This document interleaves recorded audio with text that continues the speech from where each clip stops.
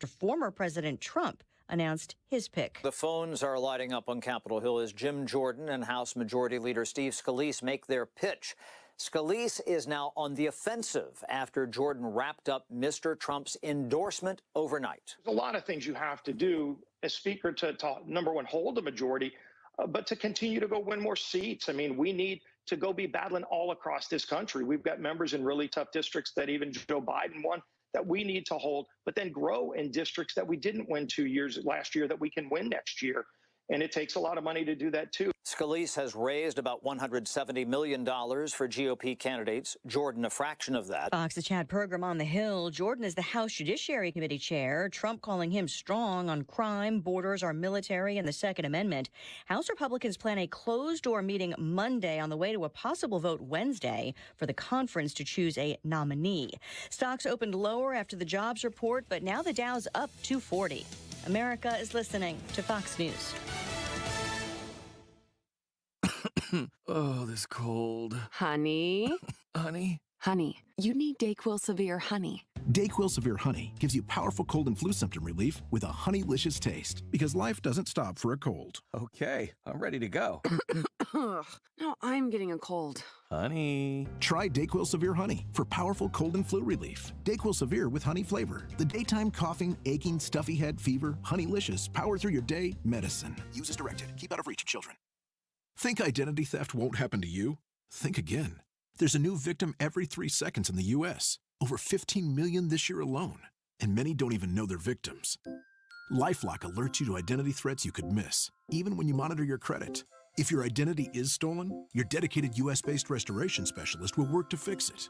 No one can prevent all identity theft, but everyone can save up to 25% off their first year with promo code NEWS at LifeLock.com. Identity theft protection starts here.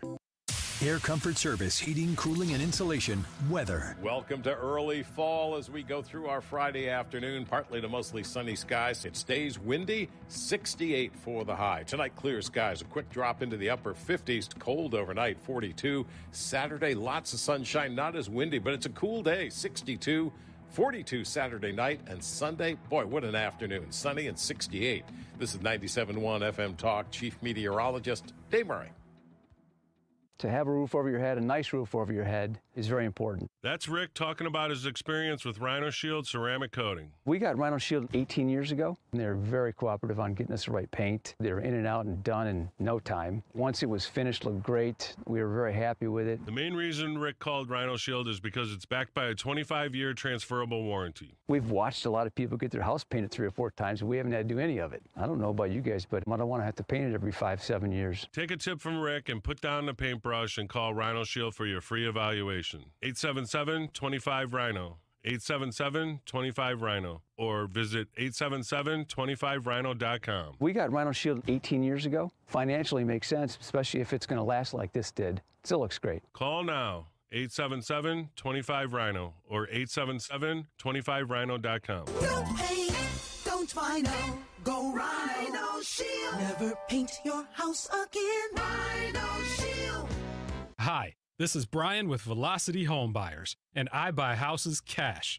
If you own a house and want to sell it fast at a fair price, call me at 314-782-3333. I can pay cash and close in as little as 7 days. I buy houses in any condition and any price range in the St. Louis area. I'm a private real estate investor who buys several houses a month, and I want to buy more. I buy inherited houses, divorce houses, behind in payment houses.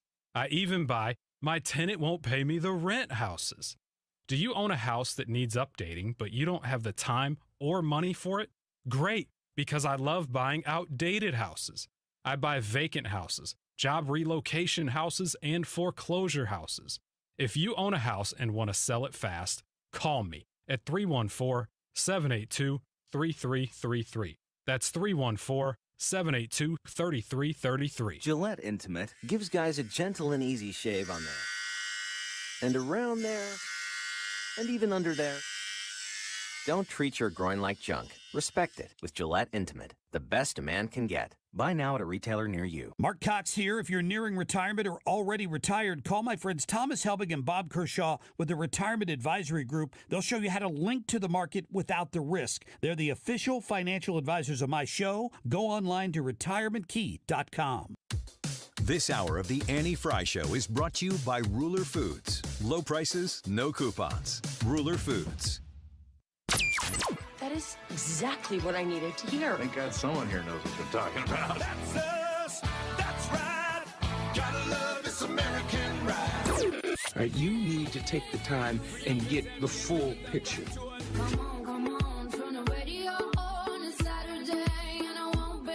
Don't get me wrong. I love the ladies. I mean, they rev my engine, but they don't belong in the newsroom. It is Anchor Man, not Anchor Lady.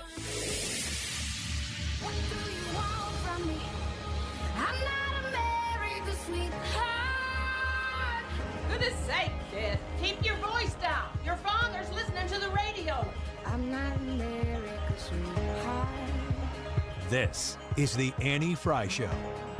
Happy Friday, everybody. Annie is off today. She's gonna be off on Monday too, right, Brad? Yeah, she'll be out on Monday as well. So she'll be out on Monday as well. But my name is Mike Elam, and I am sitting in today. Ryan is under the weather, so he is not going to be with us. But Brad is running all the controls, and he's going to make sure that we keep the wheels on the bus, right? Lucky you. Hey, we're going to see how that goes. We have got a full show today. I'll tell you real quick that our YouTube Live chat poll of the day today is, if RFK Jr. runs as a third-party candidate, which party will it hurt the most, Republicans or Democrats?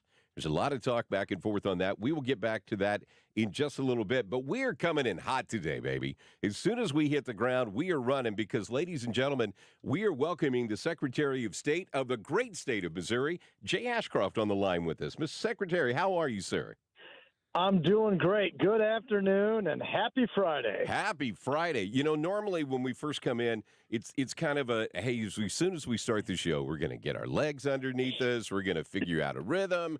And I'm like, no, man, if Jay Ashcroft is going to make himself available, we are starting off hot and we are welcoming you. Where are we finding you today? Where are you in the great state of Missouri? I'm down in Laclede County touring agricultural businesses and agricultural tourism businesses down in Laclede County and looking at how the state can do a better job of getting out of the way and improving agriculture in the state. You know, God love you guys who run for statewide office. And I don't know how you have a life outside of campaigning, but you've got to have a really good tire guy because you just drive the wheels off your vehicle, covering the state of Missouri and getting to a little bit of everywhere. But as you're getting out and talking to people, what's the big things that you're hearing people? What are people telling you are the big issues that Missouri is facing right now?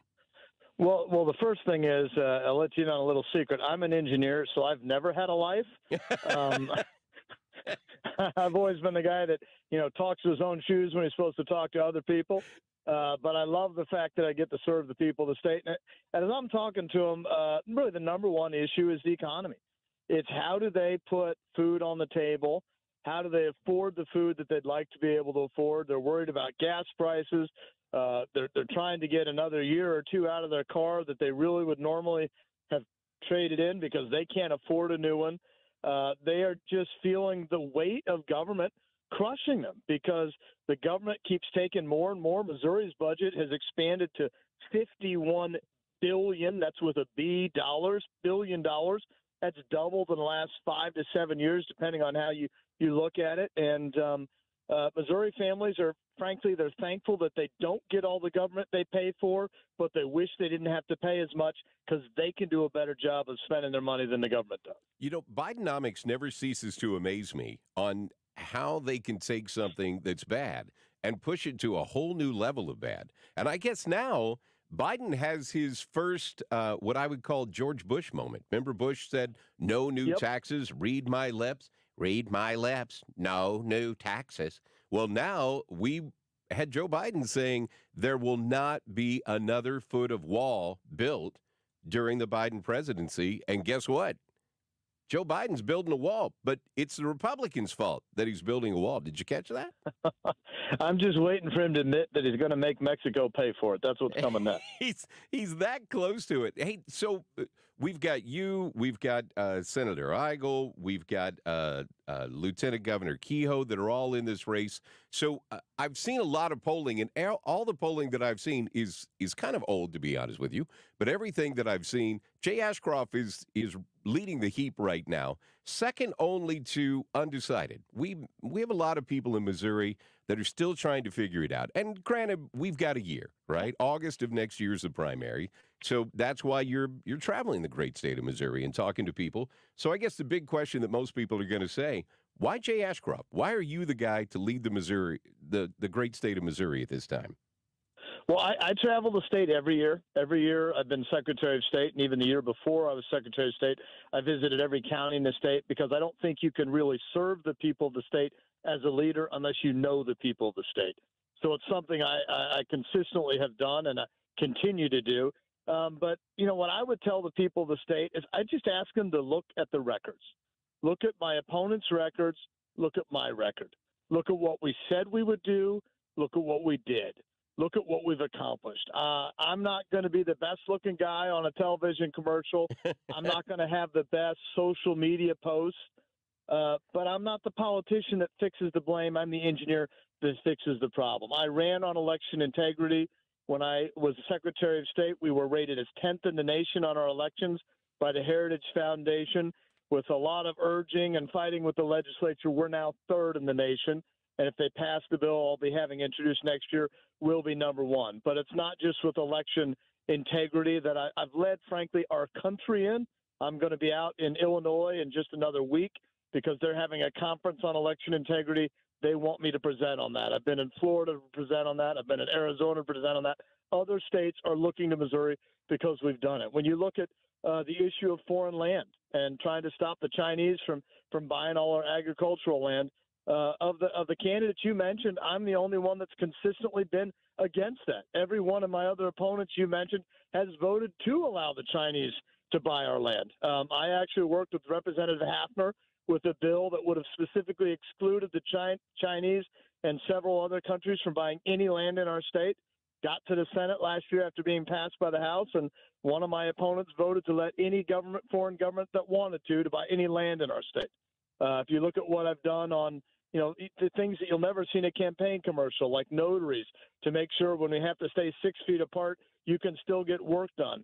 When the rest of the government was shutting down and going remote, my office never shut down during the, quote, pandemic because we have a job to do. And I can point to that. The people can know that when the next pandemic comes as governor, I won't shut down this state. I'll let people make their own decisions. I can appreciate the fact of when you say that you're not going to be the good-looking guy on the TV commercial. There's a reason why I am on the radio. I am a much better-looking guy on your radio speaker than I am here. So I appreciate it on that. Hey, I want to go back to, because you are the Secretary of State and because you have done a lot in this area.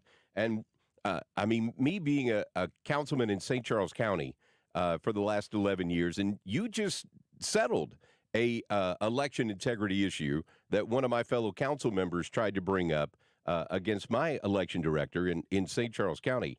But there are a number of people around the state who they just don't seem to trust our elections anymore. What do you think is behind that? Well, the first thing I should say is it is the right of every Missourian to question their government. Amen. And I appreciate Joe Brazel had a concern and he brought it to me. I talked to him about it. I appreciate that he was willing to do that. I never want to be in charge of government in such a way that stuff is hidden from the people of the state. I want to be transparent. I want to let them see the facts so that they know the truth instead of this, well, it ain't the real truth that we get from the national media and what the social media companies try to do. With regard to election integrity, Missouri's leading the country in that. But you look at Pennsylvania, where they ignored their own constitution for how they do absentee ballots. You look at Georgia, where a Republican Secretary of State said, you know what, we're just not going to follow the law. I'm going to make a deal with a liberal group that's suing me, and we won't do what we're supposed to do. You look at Minnesota, or Minnesota, where they had the ballot drop boxes and other things. They broke the law to do that. When you have elected officials across the country that are violating the laws and how they run elections, it's just going to make people rightfully question how elections are run. And, what I like to tell people is if you have concerns about Missouri elections, A, tell us your concerns so we can look into them. B, sign up as a poll worker, be a poll watcher, be a poll challenger. We're happy to have you come back behind the curtain. We want to show you everything except for how individuals are voting. And if you have ideas for how we can make our elections better, Missouri's leading the way. We're happy to incorporate your laws. I'm an engineer. I believe in continuous improvement. And first and foremost, as an elected official, it's not about my office or my position. It's about public service. We have an awful lot of issues that have to get settled as we go forward. And we have no idea who's going to be the president next year. I mean, we know it seems to be that it's going to come down to be Biden and Trump all over again. And even though that's an easy decision, it is. But I would have told you in 2020 that I knew who was going to win that election.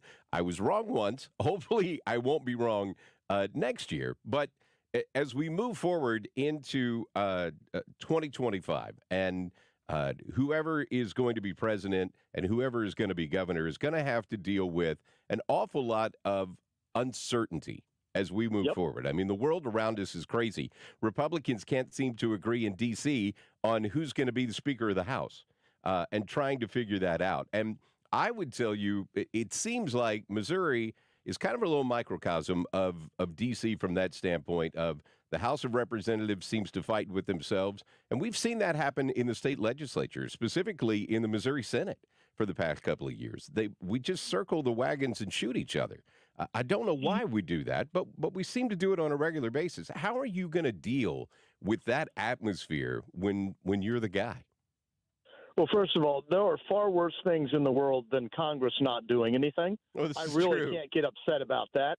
But in Missouri, there are issues that need to be addressed, and we need to have leadership from the top that will not deal with recalcitrant legislators, that will veto legislation until they pass what needs to be done.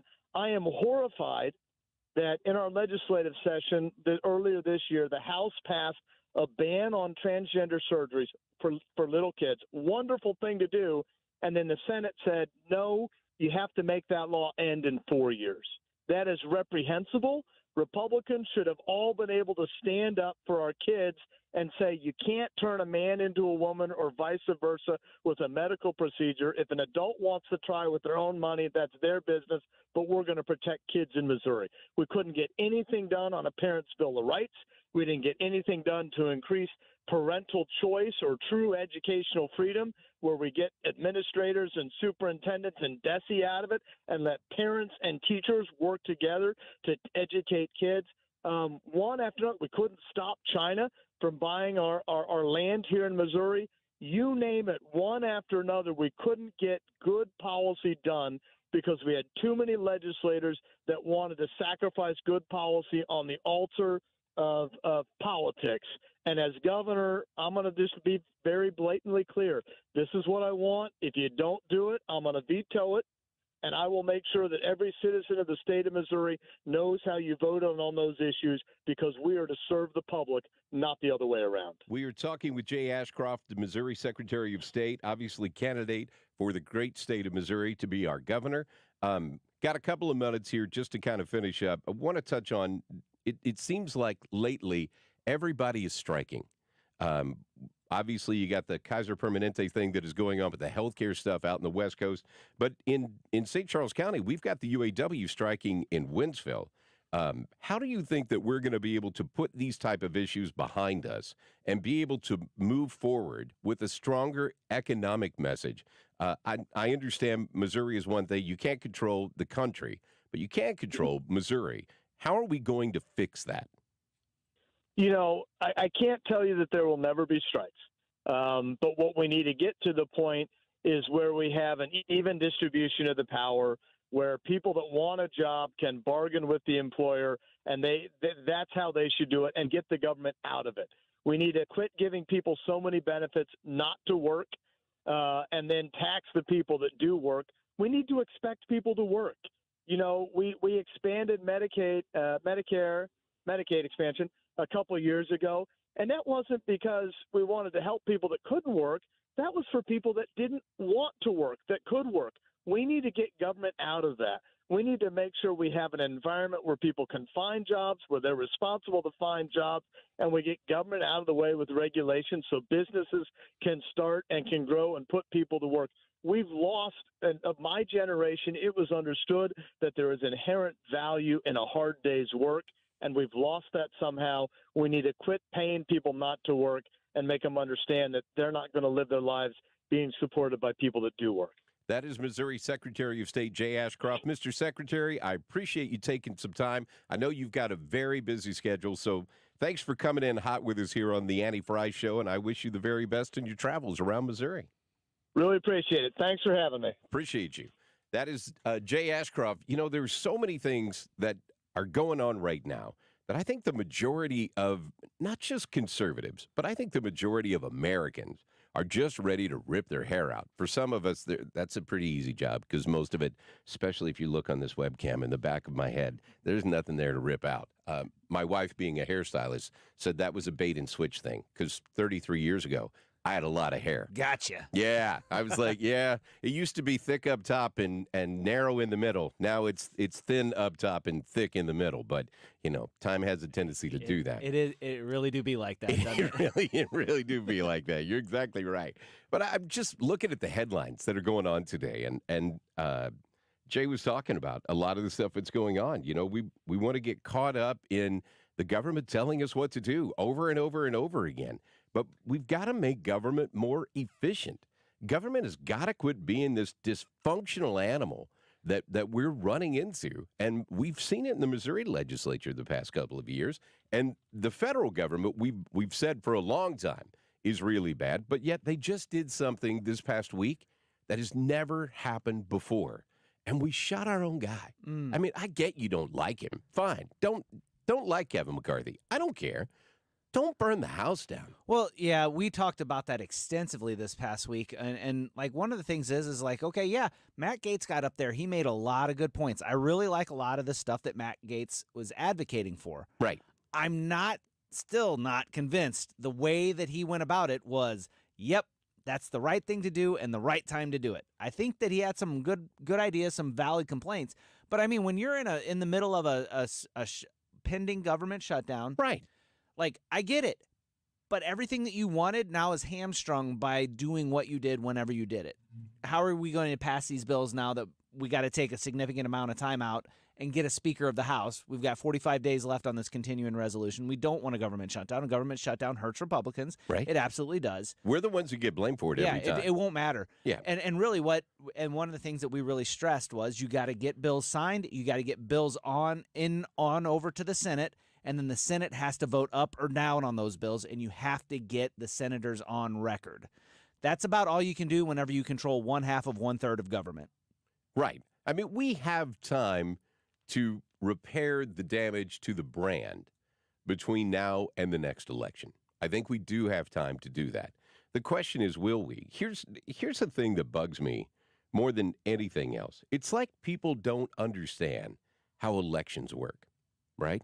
I hear Republicans especially keep talking about you're not conservative enough, and we call everybody a rhino, even though they may agree with you on 95% of the stuff. There's 5% we disagree on. We call you a rhino, and we try to narrow the party and say, well, if you're not this conservative, I don't want you on my team.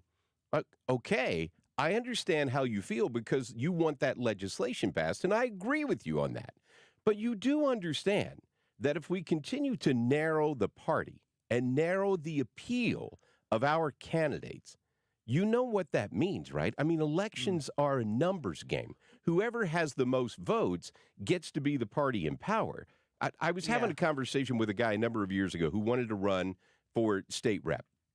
And he ended up winning because I think he heard, not just me, but from other people, he was very idealistic. and wanted to tell you everything, very idealistic, and take a hardcore stance on all this stuff. And I said, brother, I appreciate where you're coming from, but the people who are going to either put you in office or not put you in the office don't have an R or a D next to them. They're an independent. They don't like politics. They don't like elections. They don't like any of this stuff. But those are the people who determine who's in power. It's not the Republicans. It's not the Democrats. It's the people in the middle who are going, man, pox on both your houses. I don't like you people. If your brand becomes that toxic, they go, I don't like either one of you, but you scare me more than the other guy. And Republicans can't seem to band together and get stuff done. And as crazy as the Democrats are, time and time again, you see them band together and they go, I'm going to make this work.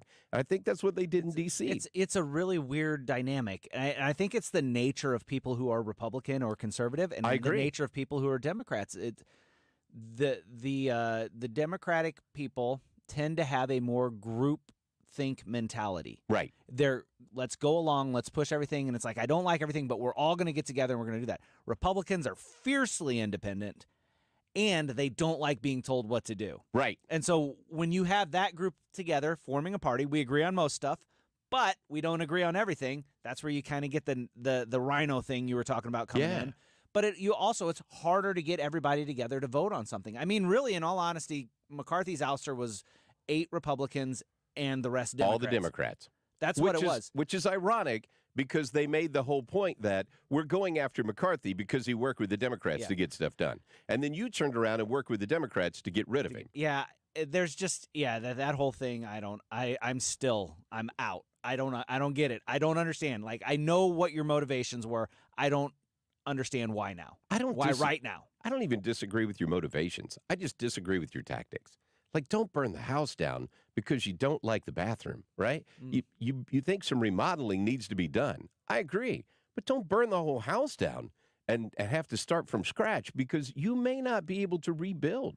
You may have done so much damage that you can't fix it. But it makes sense from everything you said because at the end of the day, Democrats want government to tell you everything to do. They want government control of everything. So that group think, or rather, I don't want to think. I want to be told what to do by a bigger body than me. So when Hakeem Jeffries can say to his caucus, everybody is going to vote to oust this guy.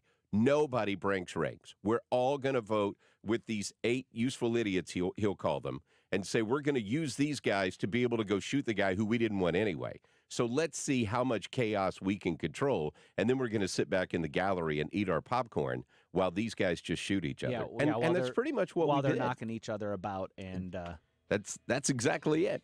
Hey, appreciate Jay Ashcroft spending some time with us today. Phil Christofanelli is the state representative who is in St. Charles County. He is running for Missouri Senate. We have got a stacked show today, all kinds of stuff here. My name is Mike Elam, sitting in for Annie Frey today. It is Friday, so Brad and I are here. We appreciate you listening to St. Louis's home for conservative talk, 97.1 FM Talk. Hold me tight. You're listening to The Annie Frey Show on St. Louis's home for conservative talk.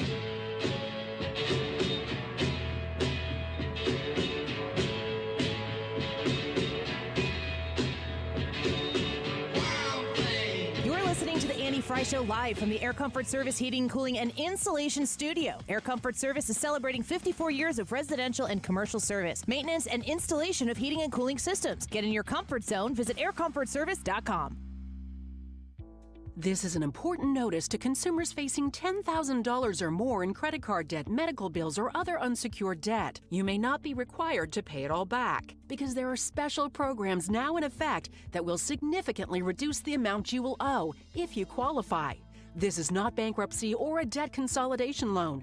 These programs, which the credit card companies like to keep secret, exist to aid American consumers struggling with overwhelming credit card debt by offering tremendous savings and real debt relief. Accredited Debt Relief has established a special hotline for you to call and learn what savings you qualify for. They've helped qualify consumers with over $1 billion in debt and are A+ rated with the Better Business Bureau. So don't wait. Get the relief you need during these hard economic times. For this free information, call the Accredited Debt Relief Hotline now. Call 800-873-7171. 800-873-7171. 800-873-7171. If you're hiring, it can feel like you're trying to find a needle in a haystack. You can hope the right person comes along, or you can just use ZipRecruiter. And now you can try it for free at ZipRecruiter.com/radio. In fact, ZipRecruiter has helped a lot of business owners find their needle in a haystack, like Marco, president of operations at Telly Tires and Auto Centers.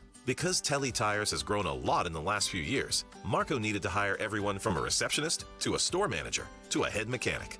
ZipRecruiter helps me find all the right people, even the most difficult jobs to fill. ZipRecruiter helps me keep my business running. Take it from Marco and millions of other businesses who've used ZipRecruiter.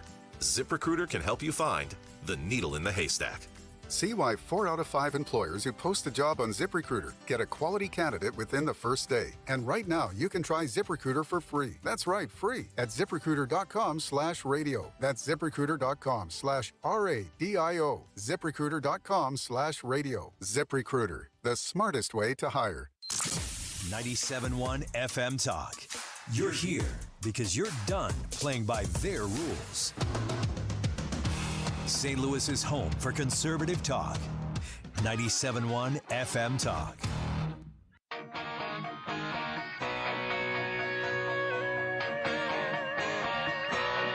The Annie Frey Show is streaming online. Watch us live on YouTube and subscribe. Don't my baby look good in them blue jeans, tied on the top with a belly button ring, a little tattoo somewhere in between. She only shows to me.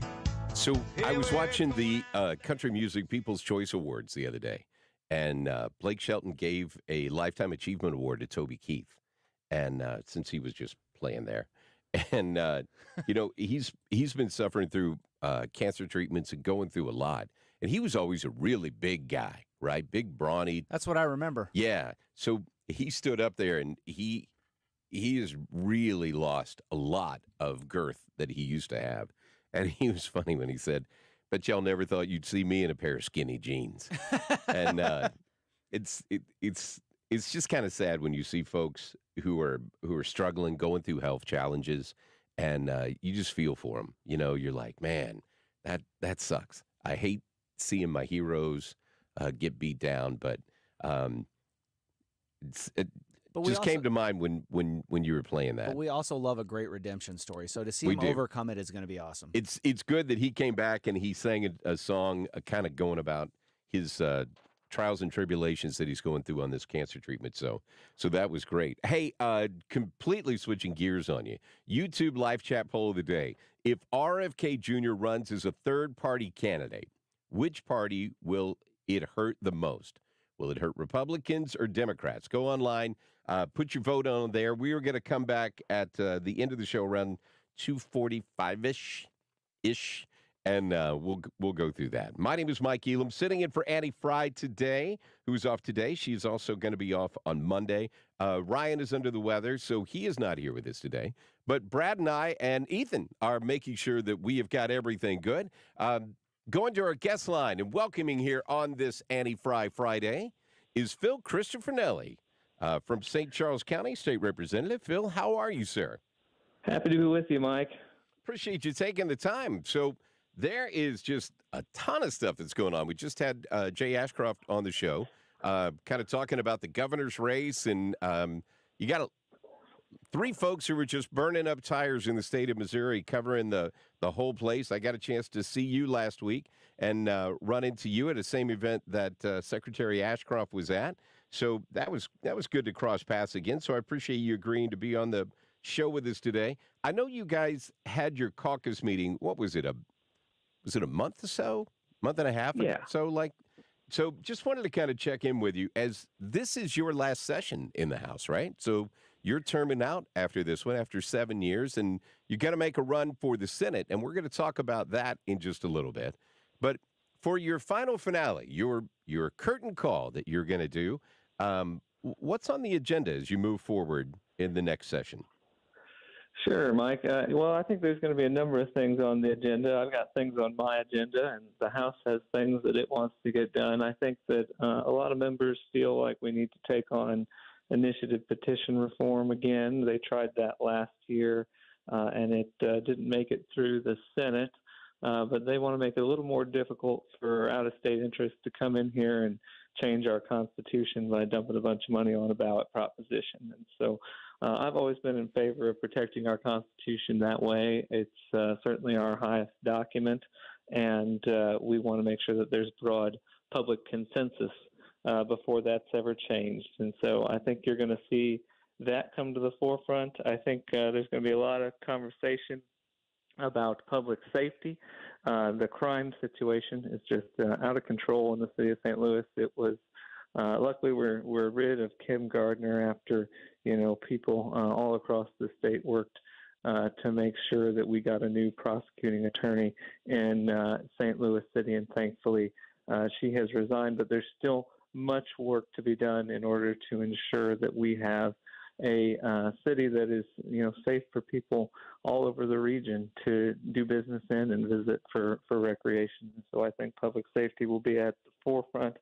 And quite frankly, Mike, my passionate issue, the one that I work on the most, is providing choice and accountability to parents and kids. I don't know if your listeners have seen some of the recent scores that have come out in the state of Missouri as it relates to, especially in the city of St. Louis, the ability of children to read at grade level.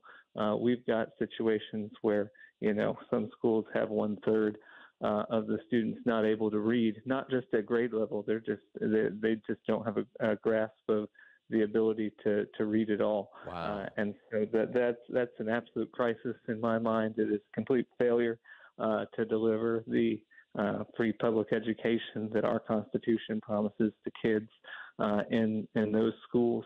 And I think that something needs to be done about it, and I've got a lot of ideas about how we can do it. What is, sticking on that school issue, and I know school choice is one of the things that people have talked a lot about.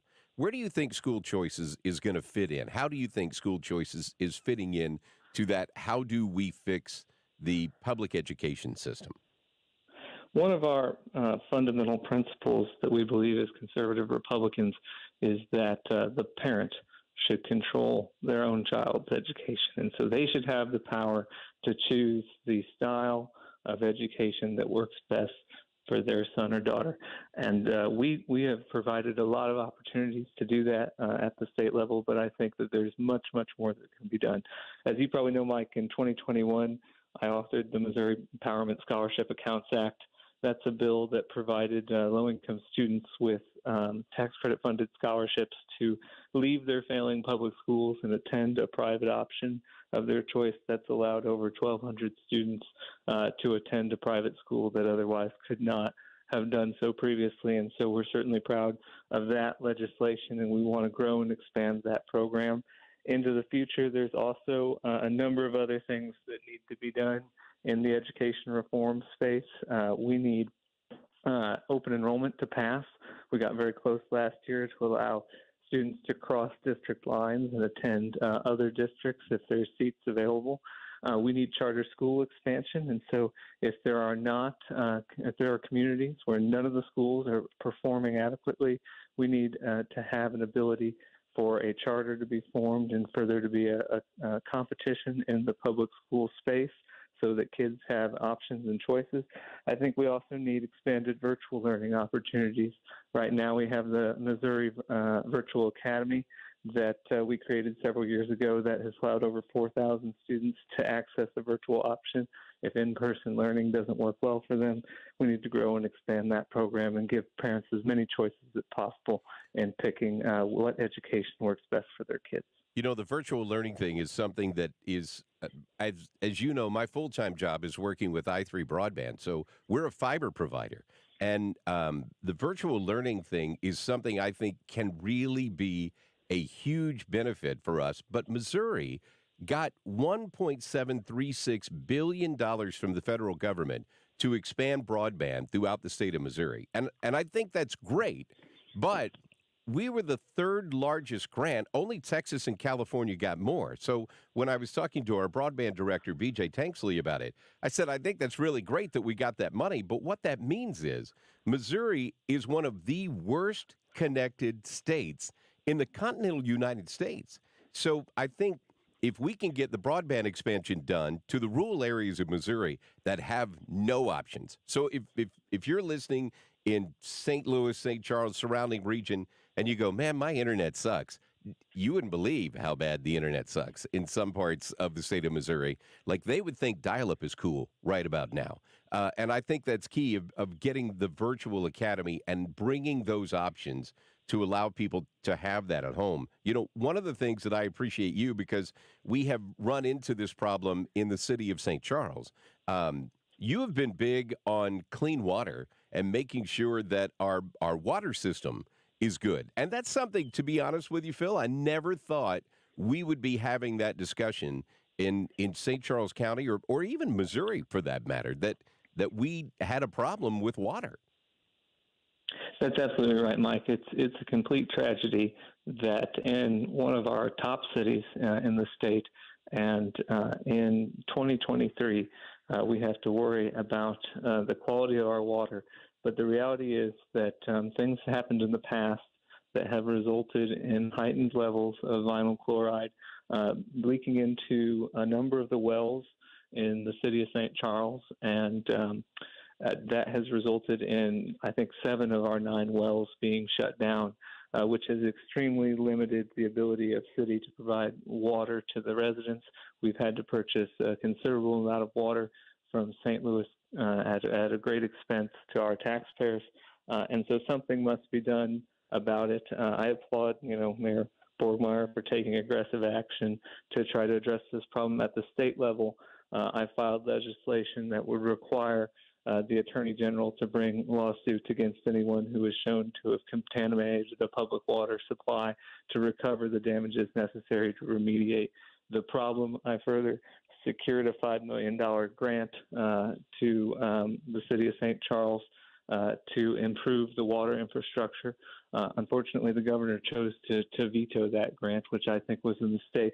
But we're going to be going back next year, negotiating with the governor's office and other parties to make sure that the city has access to the resources it needs to provide a clean and stable water source to all the residents of St. Charles City. We're talking to State Representative Phil Christofanelli. Hey, before I let you get out of here, I know you've done 7 years in the House, but you've thrown your hat in the ring. Senator Eigel is about ready to term out in the Senate, and you are going to run for that position. You've seen everything that's been happening in the Missouri Senate for the past couple of years. And I know folks in the House are always fun to point out the fact of everything that got passed in the House, but then it crosses over and it ends up on the Senate and nothing seems to happen.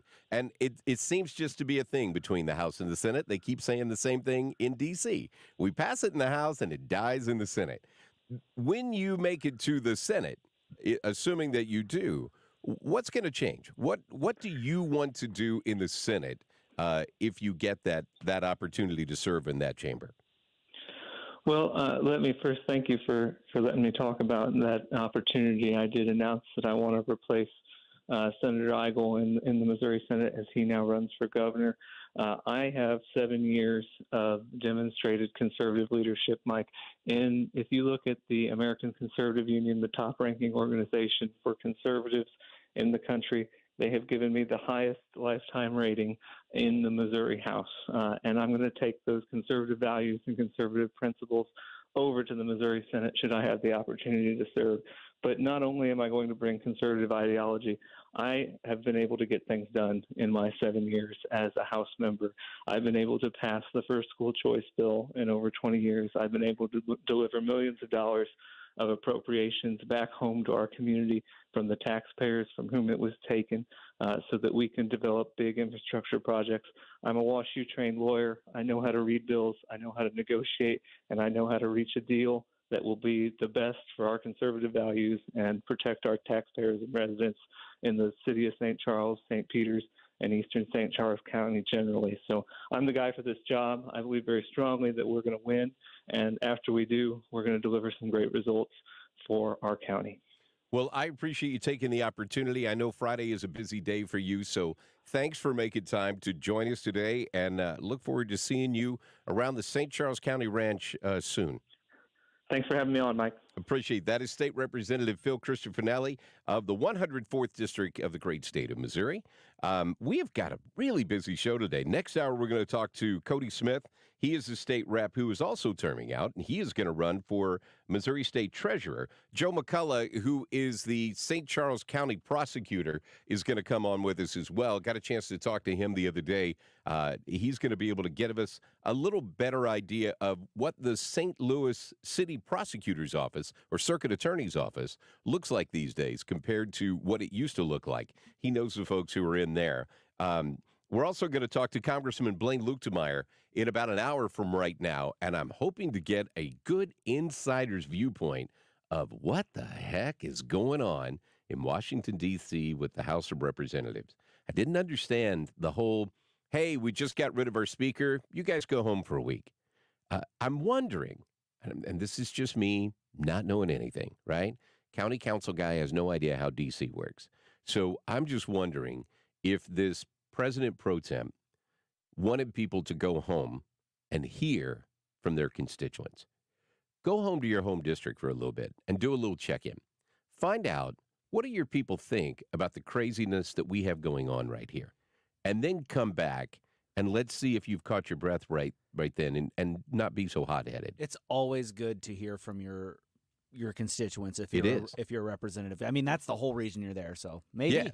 I think it's good to hear from your constituents no matter what level that you're at. I mean, if you're a school board member, a library board member, a city councilman, a county councilman, whatever, you need to hear from your people all the time, because a lot of times I will tell you, if you wonder why your elected official may make some really bonehead decisions from time to time, or they'll go chase issues that you go, what the heck are they doing? It's because a loud voice showed up and started yelling in their ear. And if you get 5, 6, 7 people who are a loud voice and get their folks together and start bombarding your elected official, in that elected official's world, that issue is a huge issue. It may only matter to a handful of people, but if they're really loud, you can really cloud the water for your elected official's viewpoint. So, hey, there you go. If you want to confuse your elected official and make your issue seem like it's really huge, then get a group of friends together and just go bombard them. So we've got a huge hour coming up next hour. We are not done with this hour yet. My name is Mike Elam, sitting in for Andy Frey. I hope your Friday is going fantastic. I'm glad we don't have any rain, but we do have fall. Thank God we have fall. It's St. Louis's home for conservative talk. 97.1 FM Talk. Beer just makes her turn up her nose. This is the Annie Frey Show. Follow Annie on Twitter @AnnieFryShow. This season, your coffee orders are getting warmer, and your outfits are getting cozier. The world keeps changing, and so does COVID-19.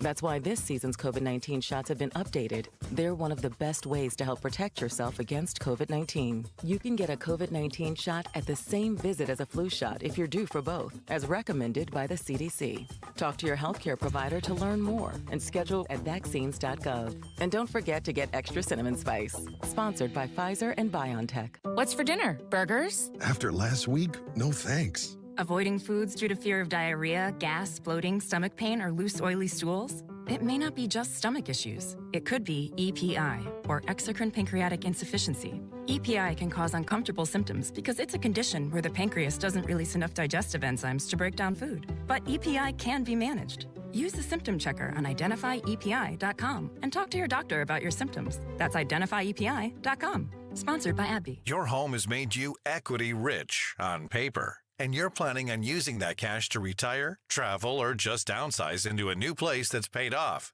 Good for you. But the longer you wait, the greater chance higher interest rates could chip away at your home's value. While your home value is still high, the time to act is now. With TrueHold. TrueHold buys your home now, and you can stay in your home for as long as you want.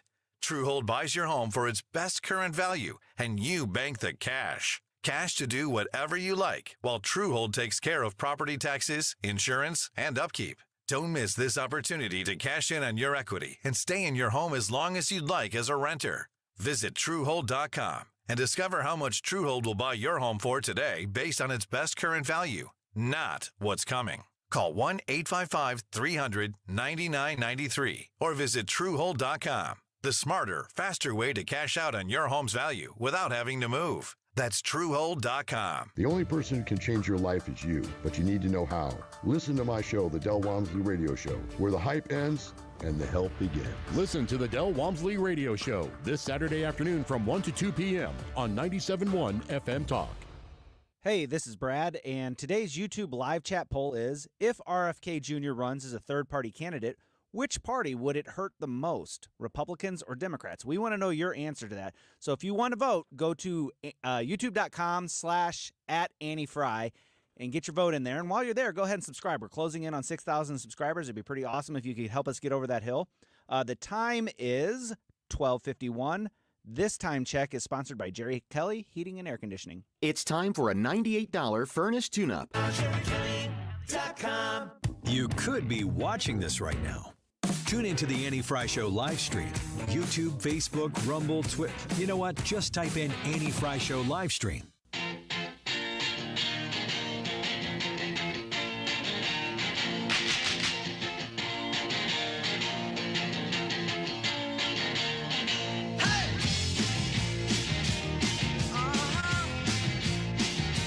You're listening to the Annie Frey Show. Interact with Annie on Facebook. The Annie Frey Show. Hope your Friday is going well. Annie is off today. Wiggins is under the weather as well. So Brad and I and Ethan are carrying on. Let's not forget Leah. I'm sorry, Leah. My bad, Leah. Ethan's here. Leah's here. Leah's our new associate producer. I don't know if you've met Leah yet. Have you? I think we just saw each other outside, right? Yeah, so we Leah's didn't do a formal introduction. So Leah, my bad. Welcome. It's always good to have the princess on board. See? You got to love that. She's the queen. Sorry, I was going Star Wars. My bad. I'll try to get there. Oh, I see what you did. Thanks for playing. It's Friday. It's been a long week. That's just how this is going. Yeah, my brain doesn't work that well. So I started off this morning. I went to a coffee at the Cottleville Weldon Spring Chamber of Commerce. That is my favorite chamber that we have. And we did the coffee at this place called Sarah's Boxes and Boards. It's off of Veterans Memorial in O'Fallon. Fantastic place. I love seeing all of these small businesses just take off. And these are folks who are investing their hard-earned savings and starting these small businesses. I am one of those people who believes we live or die based on how our small businesses do. And we need to do everything we possibly can to create an environment where our small businesses thrive. But I ran into the lady who is the most connected person I think I've ever met in Anna Alt. Anna knows everybody, and she is connected to everybody. But she's part of this group called Little Black Book, and Angel has done a fantastic job with LBB and expanding that group. And all those folks were at the coffee this morning. And it's not very often that you have these morning coffees where you are spilling out in the front and the back, and that's how many people showed up today. But that's another reason why I love the Cottleville Weldon Spring Chamber. You wouldn't think that is the big exploding chamber, and I mean that in a very nice way, because it's Cottleville and Weldon Spring. They're kind of in the middle of the county. It's not huge. It doesn't have this big commercial hub, but, man, everybody just keeps showing up, and just the most fun group of people to hang out with. So shout out to Sarah and everything that she's doing, and shout out to Anna. I think she's probably on the road today, driving out of town. My wife and I are going to New York on Sunday. Like New York City, New York? New York City. So New York. We're going to a city so nice they named it twice. I have no idea. So so we've got some friends who they wanted to go to New York. My wife wants to go to New York. I kind of want to go to New York.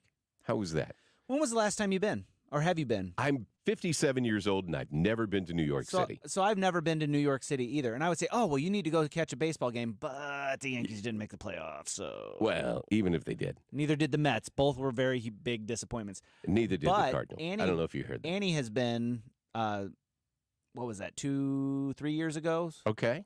She went there to accept the Gracie Award. And when she went, one of the things that she did was she saw the 9/11 memorial. We are going to that. I was going to say you have to go see that. We're doing all the touristy stuff, right? So we're doing 9/11. We're going to the Statue of Liberty.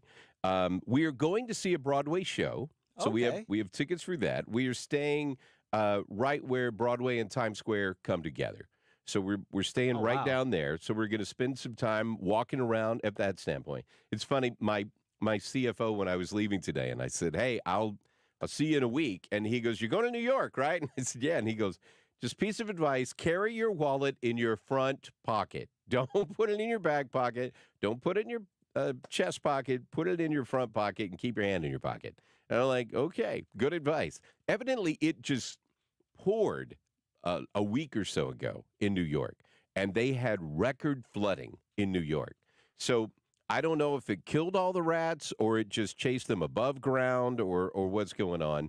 But I don't know if you've paid attention because it's not a big story, but evidently there's a lot of migrants who have showed up in New York. Yeah. I don't know if you've heard about that. It's yeah, been very a little under bit. the radar. Yeah, the mayor's not in New York right now because he's down in a different country trying to deal with the problem that those countries are creating in New York. The border is so bad, it ran the mayor of New York out of New York and to Central America.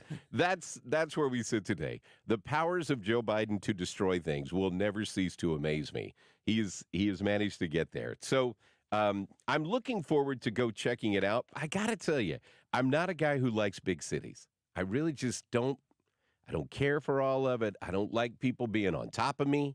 Like, I just don't like big crowds. And I'm going to spend a week in a huge cesspool of people. Big crowds, yeah. I don't like big crowds either. I don't know. Well, I'm excited about the opportunity to do it, but I have a feeling this is going to be I did it once, therefore it's off my list, and don't make me do that again. Completely understand that. I don't like crowds. I don't like being on top of one another. And for our honeymoon, we went to Honolulu, Hawaii, and it was a lot like that. Was it really? Honolulu is, but then we got to other parts, and it was really nice. If I can find a beach, I'm a happy camper. Hey, we have got a huge hour coming up. Going to talk to Cody Smith, Joe McCulloch, Congressman Blaine Luetkemeyer. All that is on the other side. My name is Mike Elam, sitting in for Annie Frey today on 97.1 FM Talk.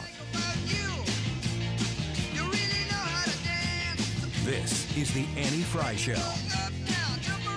We've been here 30 years, 30 Christmases in this house, and we have the traditions that most families have. That's Terry talking about her experience with Rhino Shield ceramic coating. We did Rhino Shield 14 years ago, and the house still looks the same as the first day. Rhino Shield really worked with me to help me get just the right nice soft yellow, and it's 14 years later, and it's the same color. The main reason Terry called Rhino Shield is because it's backed by its 25-year transferable warranty. It just sounded wonderful that we could have the house coated with Rhino Shield and not have to worry about it again for 25 years. Take it from Terry. Give Rhino Shield a call now for a free evaluation. 877-25-RHINO. 877-25-RHINO. Or visit 877-25rhino.com. There have been neighbors that have come by and said, did you just have your house painted? Because they wanted to know who the contractor was. And I said, no, it's actually Rhino Shield. 877-25rhino.com. Has anyone ever taken the time to help you at a point in your life when you were in desperate need? How did that make you feel toward the person that helped you? The word gratitude comes to mind. Hi, I'm Martin Winslow, founder and president of Bethlehem Christian Academy. Through the years, I've met so many children that have gratitude toward those who helped them through their child sponsorships. Currently, BCA has 2,000 students spread over 4 countries, full of children filled with gratitude toward those who've helped them. But there continues to be great need. BCA's ministry is transforming lives by feeding and educating poor and orphan children in some of the poorest places in Africa and South Asia. Here's how you can help. For just $36 a month, you can offer these kids hope of a better future, but more importantly, give them the opportunity to learn about Jesus. You can also join us on a mission trip to one of our several school locations overseas and meet the child you sponsor. Remember that feeling of gratitude you had toward the person who helped you out? Wouldn't you like to pass that feeling on to someone else? To find out more about how you can get involved with BCA's ministry, please visit bcaministries.com. That's bcaministries.com. KFTK FM Florissant. From the Under Law Injury Lawyers, GetJim.com studio. 97.1 FM Talk. Always live on the free Odyssey app. He had no choice. Lisa Brady, Fox News. President Biden sticking to that explanation for resuming construction of border wall, less than 20 miles of it planned in Texas. The president says Congress rejected his calls to redirect wall funding approved before he took office. Use it for other purposes. Give me more border agents. Give me more technical capabilities to detect fentanyl and the like. That's what I wanted to do. A report from Senate Republicans says the administration has spent hundreds of millions of dollars storing or babysitting unused border wall parts since pausing construction 2 years ago. And the president himself has said that border walls do not work. He said that as recently as yesterday. So from the White House perspective, this is also a waste of money building the wall in the first place because they don't think it's going to do anything. Fox Business's Hillary Vaughn on Capitol Hill. The president facing some bipartisan criticism. Why the charade? Why sue Governor Abbott for building a barrier when President Biden is doing the same thing? Talk about hypocrisy at its finest. The Democratic mayor of Rio Grande City, Texas, Joel Villarreal, referencing the ongoing legal fight over floating barriers in the Rio Grande River. President Biden says he'll try to work with the new House Speaker, though it's not known yet who that's going to be. Republican National Committee Chair Ronna McDaniel just telling Fox News she's hoping the process doesn't take too long because she doesn't think that would be good for the party or the country, though she stopped short of an endorsement, saying both Majority Leader Steve Scalise and Judiciary Committee Chair Jim Jordan are up to the task. Jordan has support from former President Trump. The U.S. is expelling 2 Russian embassy officials, sending a message, the State Department says, about consequences. This after Russia expelled 2 U.S. diplomats from the American embassy in Moscow. America is listening to Fox News.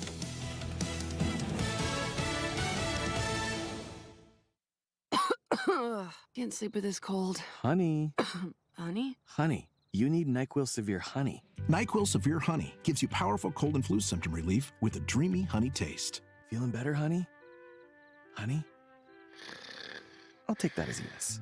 Try NyQuil Severe Honey for powerful cold and flu symptom relief. NyQuil Severe with honey flavor. The nighttime sniffling, sneezing, coughing, aching, fever. Honeylicious, best sleep with a cold. Medicine. Use as directed. Keep out of reach of children. Think identity theft won't happen to you? Think again. There's a new victim every 3 seconds in the U.S. Over 15 million this year alone. And many don't even know they're victims. LifeLock alerts you to identity threats you could miss, even when you monitor your credit. If your identity is stolen, your dedicated U.S.-based restoration specialist will work to fix it. No one can prevent all identity theft, but everyone can save up to 25% off their first year with promo code NEWS at LifeLock.com. Identity theft protection starts here.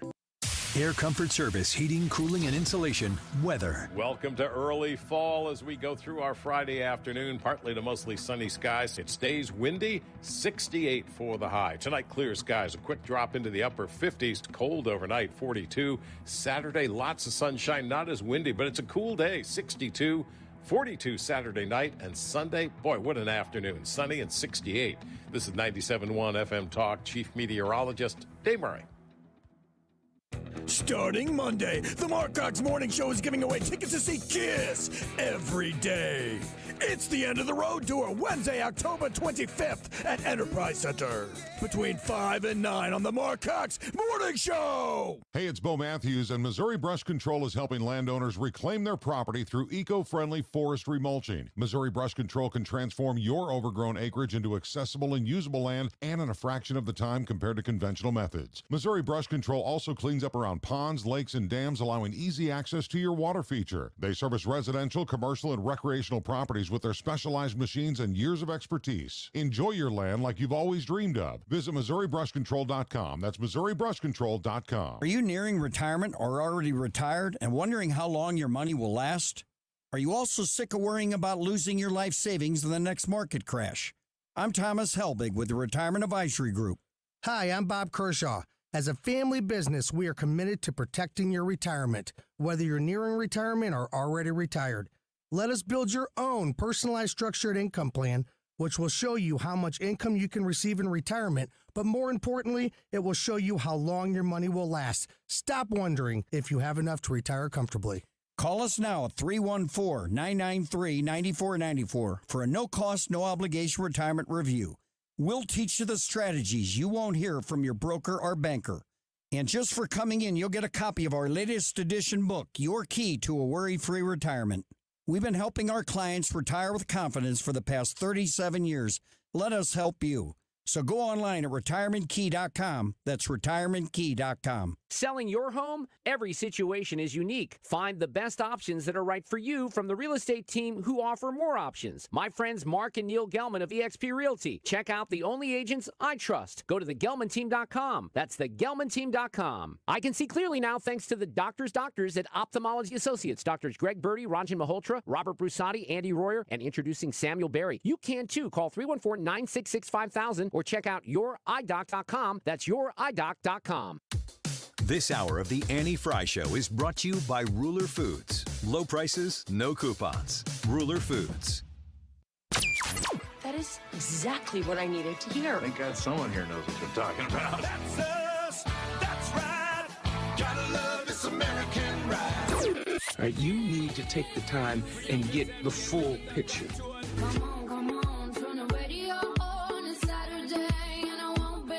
Don't get me wrong. I love the ladies. I mean, they rev my engine, but they don't belong in the newsroom. It is Anchor Man, not Anchor Lady. What do you want from me? I'm not America's sweetheart. Goodness sake, kid. Keep your voice down. Your father's listening to the radio. I'm not America's sweetheart.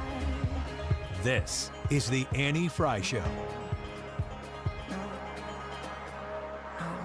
Welcome to St. Louis's home for conservative talk, 97.1 FM Talk. My name is Mike Elam, sitting in for Annie Frey today. I hope your Friday is starting off very, very well. The weather's nice. I love fall, man. Fall just makes me happy. It's just such a nice time. I don't know if it's just I'm tired of the heat. And, you know, being a fat guy and heat, it just doesn't work well. Hey. You would make Annie so uncomfortable right now if she were here. Why? It's just she's like, I don't like fat jokes. And I was like, yeah, but I used to be fat, so I can make them. And like, as one. I'm not like morbidly obese. Right, as a fat guy, we can make fat guy jokes. I wear 2X. I'm just saying, you know, I like to be comfortable and I don't like being hot. So there you go. Hey, I want to know what you think, though, on our YouTube live chat poll. If RFK Jr. runs as a third-party candidate, which party will it hurt the most, Republicans or Democrats? There's a big debate about that because an awful lot of Republicans tend to like what RFK Jr. has to say on a number of topics. They hate what he has to say on others, but that's kind of how we are with everything these days. But a guy that you are not going to hate and a guy that I think you are going to like very, very much, if you've not had the opportunity to meet him, we are going to fix that right now. Ladies and gentlemen, would you please welcome State Representative Cody Smith to the airwaves. Cody, how are you, sir? I'm doing well, Mike. Thank you for having me this afternoon. Glad to be with you. You know, it's always good to have a Southwest Missouri person on the radio. You are not very far from where I grew up in Berryville, Arkansas. They're in Northwest Arkansas. So it's good to have an Ozark person on there. My grandpa used to make fun of us because he's from Peoria, and he used to say, you keep running around those Ozark Mountains, one leg's going to be longer than the other. Yes, sir. I've heard that before. But, yeah, I'm about an hour north of where you grew up probably. And, you know, it's funny you mentioned the question about Robert Kennedy Jr. and whether or not folks would appreciate him. You know, down here in Southwest Missouri, we've been Republican for a long time. I like to say we've been Republican before Republican was cool. And I feel very strongly that I know how people will vote if he runs as an independent. They're going to vote Republican as they have for decades and decades. So I don't think it's going to hurt us down here. I agree. I don't think he's going to hurt Republicans much at all. And I think he may take a few folks who were never Trumpers, but, you know, they're never Trumpers. So they weren't going to vote for him anyway. And if they vote for anybody but Biden, it's going to make the things go a little bit better. But I think there's an awful lot of Democrats that are pretty upset about the fact that the Democrats are trying to stack the deck for Joe Biden, just like they did 4 years ago when they basically stacked the deck against Bernie Sanders for the second election in a row.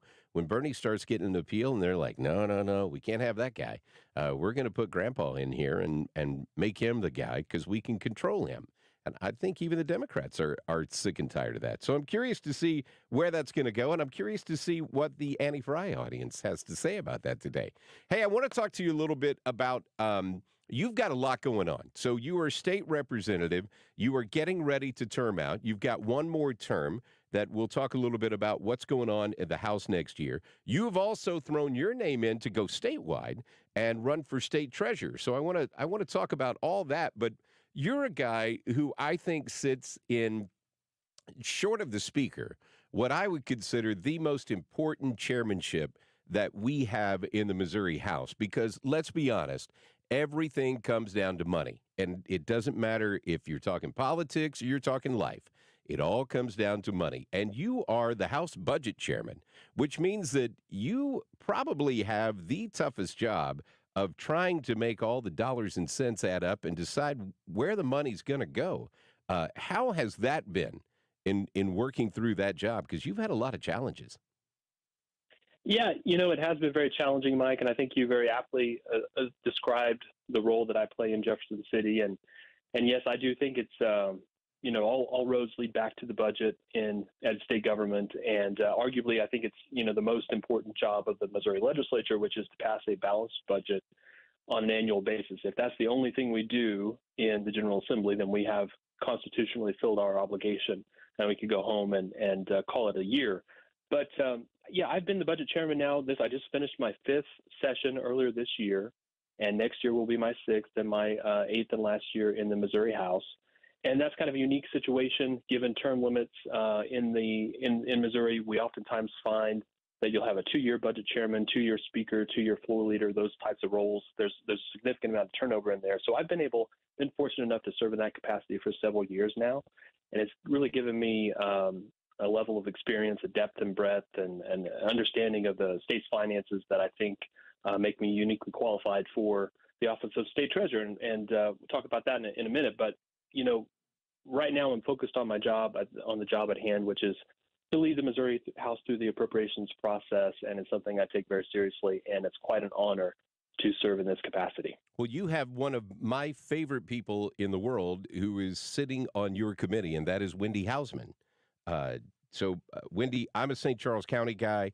Wendy is a St. Charles County person. You even have Richard West, who's another St. Charles County guy, sitting on your budget chair. So St. Charles is well represented with your world. Hey, I do want to talk to you about this next session.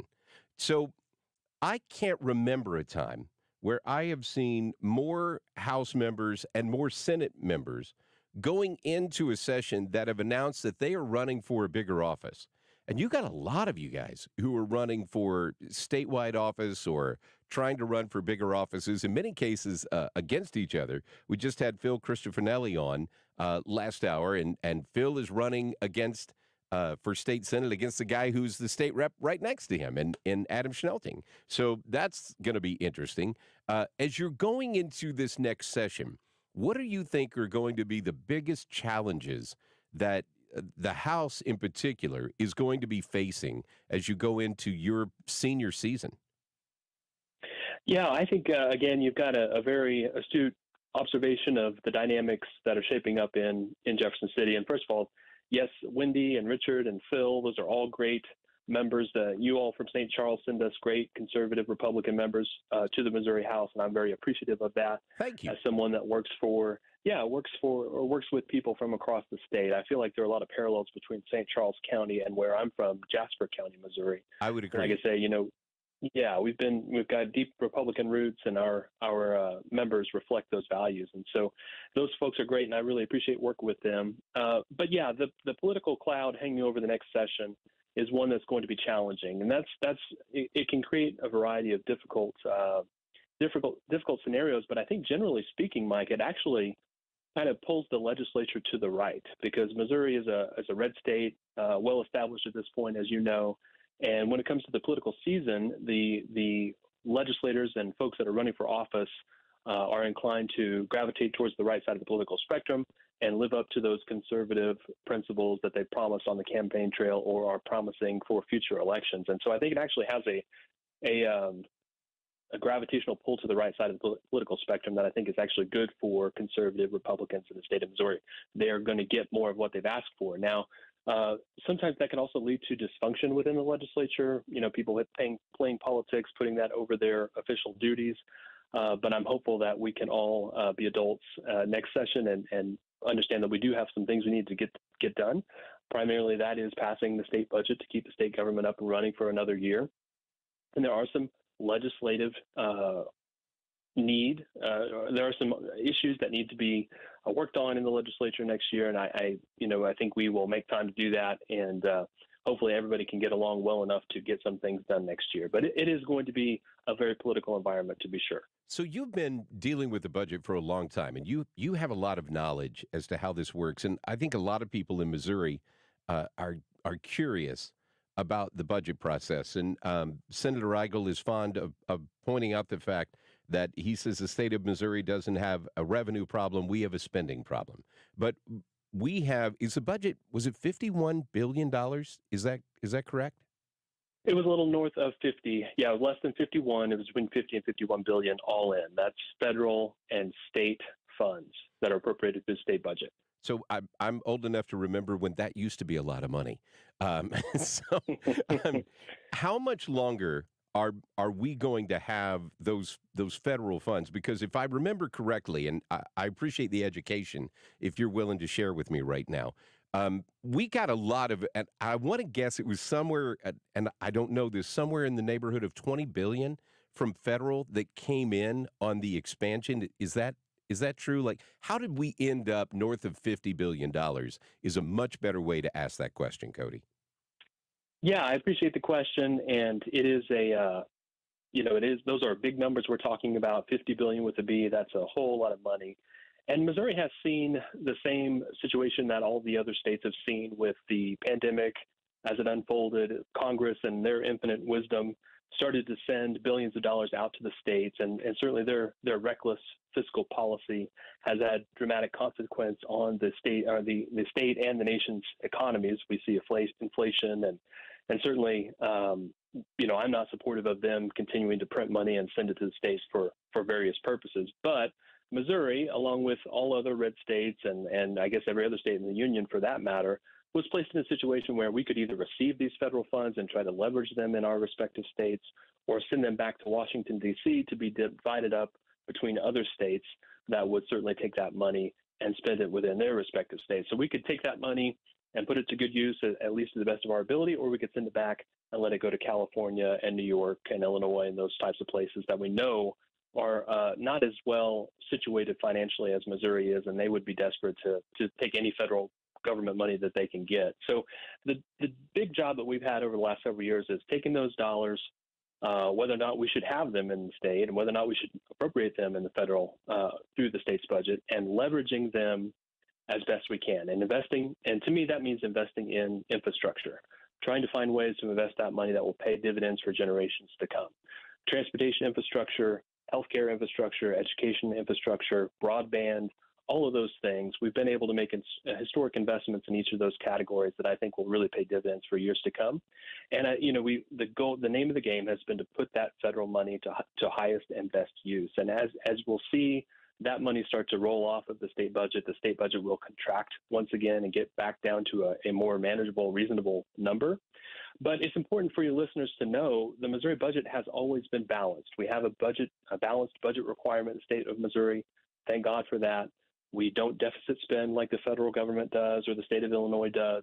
We can only spend the revenues that are brought into the state. And so while our budget has been inflated by federal dollars, from a state revenue perspective, we are certainly on balance. And we've seen tremendous economic growth over the years, which has also contributed to the larger budget through larger revenues. But in the meantime, we've cut taxes. I myself have carried the legislation last summer in a special session that delivered what was called the largest tax cut in the state's history.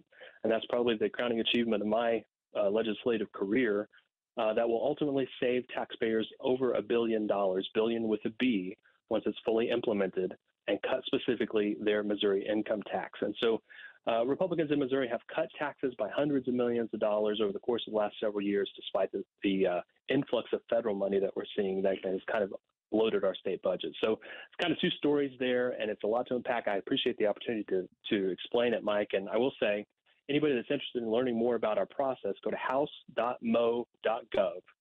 And that's the Missouri House website. We broadcast all of our hearings, all of our legislation, all of our floor debate is all live streamed and archived there for folks to look at and follow closely. And we want to invite that transparency in the process. We want folks to know what we're doing and to interact with us and understand exactly how it all works. So I think that's a tremendous asset that your listeners could take advantage of. We are talking with State Representative Cody Smith. He is District 163, which is down in Jasper County, and he is running for Missouri State Treasurer. I wanted to give our folks an opportunity to learn a little bit more about you. I mean, obviously your budget history, as we've just gone through, means a lot if you're going to run for an office like treasurer. But I guess the bigger thing from there, for people who are in St. Louis who may not be familiar with a guy down from the Ozarks, what's your elevator speech that says this is why Cody Smith should be Missouri's next treasurer? Sure. So I'm a family man, small business owner, lifelong resident of Jasper County, Missouri. I live in Carthage with my family, my wife, Jenna, our son, Charlie. And first ran for office about 7 years ago, been in the Missouri House since then. And as I mentioned, I've been the House Budget Chairman for the last 5 years. And for me, it's all about the experience, Mike. I've really served in this role for several years now. I've gotten a really good sense of how state government works and how financially the state of Missouri operates. And I've had success with balancing the budget, cutting taxes, and using common sense, conservative fiscal policy to save taxpayers money. And I've been able to save taxpayers hundreds of millions of dollars in the process. And in the state treasurer's office, I think there are opportunities to continue with that experience and continue to save taxpayers money, use those common sense, conservative fiscal policy solutions that I have implemented in the state's budget, in the state's treasurer's office. And there's another program in the state's treasurer's office, Mike, that I'm particularly interested in. You just probably talked to Phil Christofanelli about this. The Empowerment Scholarships Account Program is the greatest, yes, it's the greatest school choice victory that we have accomplished within the last probably 20 years in the Missouri legislature. And Phil was the guy that carried that bill, and I was happy to help him pass it. That bill is really great, that program is really great. It provides scholarships to kids that can pay for tuition, for curriculum, for tutoring, all those things. And it gives families the choice about how to deploy those resources and lets them choose exactly what's best for their family. The only problem is with it that is too small, too restricted. It is not available to people all across the state. You have to live in a city of over 35,000 people to qualify for it. And if you're on the wrong side of the city limits, then you just don't get it. And to me, that's just nonsensical. You know, we passed it that way to get it going and get it up and running, but now it's time to expand it statewide. And I'm very interested in that next year in the legislative session. And as state treasurer, I would do everything in my power to expand and promote that program, and in an effort to give all Missouri kids that world-class education that they deserve, and let families empower families to make choices on behalf of their children's education. That's very important to me. Well, I appreciate you spending the time with us today. It's always good to talk to a fellow Rotarian, and it is not very often that I get the opportunity to talk to a fellow Sigma Pi member. How about that? Well, we have a lot in common. We do. I love this opportunity. Well, it's a pleasure to meet you, and I appreciate you taking the time. Good luck with your final session, and the last and what will probably be the largest budget that you have ever put together for the House. I look forward to, if you're ever in St. Louis area, getting the opportunity to meet you in person up here. So good luck with the state treasurer's race, and I'm sure we'll be in touch soon. Have a great weekend. Mike, thank you very much for having me. It's great talking to you today. Take care and look forward to seeing you soon as well. Take care. That is State Representative Cody Smith. He is your House Budget Chairman, at least for one more session. We are going to talk a little crime. I know that's probably something that you haven't heard much about. Hey, did you notice that they ran the tents out from in front of City Hall? Yeah. Yeah. So welcome to St. Louis, where your City Hall is surrounded by homeless encampment. Yeah, that's where we are, folks. That's the picture of our great St. Louis region. Joe McCulloch is the prosecuting attorney over in St. Charles County. We're going to have a conversation with Joe just to talk a little bit about crime in general, but crime for the region. and things that are going on that are going to be able to help us fight that. My name is Mike Elam, sitting in for the great Annie Frey today on the Annie Frey Show. And St. Louis is home for conservative talk, 97.1 FM Talk. The Annie Frey Show is streaming online. Watch us live on YouTube and subscribe.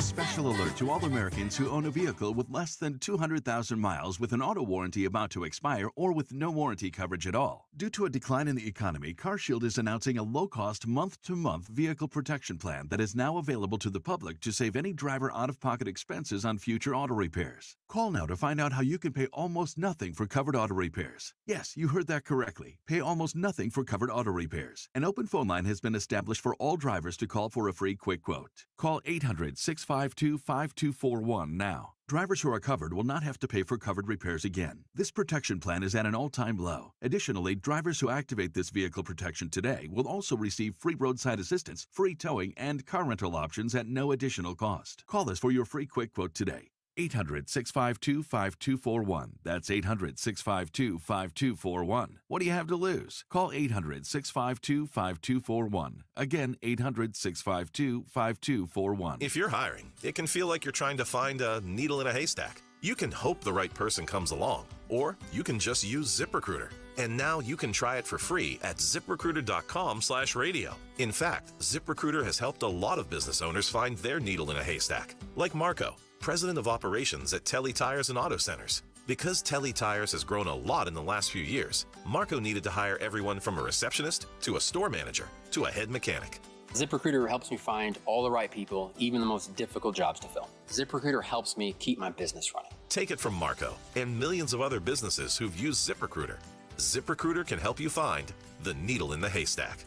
See why 4 out of 5 employers who post a job on ZipRecruiter get a quality candidate within the first day. And right now, you can try ZipRecruiter for free. That's right, free at ZipRecruiter.com/radio. That's ZipRecruiter.com/RADIO. ZipRecruiter.com/radio. ZipRecruiter, the smartest way to hire.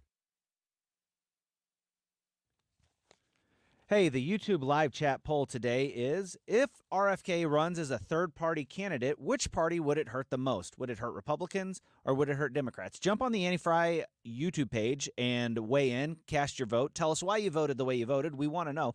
And if you're new to the Annie Frey Show YouTube page or the Annie Frey YouTube page, go ahead and subscribe and turn on notifications. We're almost over that 6,000 subscriber mark, so if you can help us get over that, it'd be awesome. The time is 1:27. This time check is sponsored by Jerry Kelly Heating and Air Conditioning. It's time for a $98 furnace tune-up.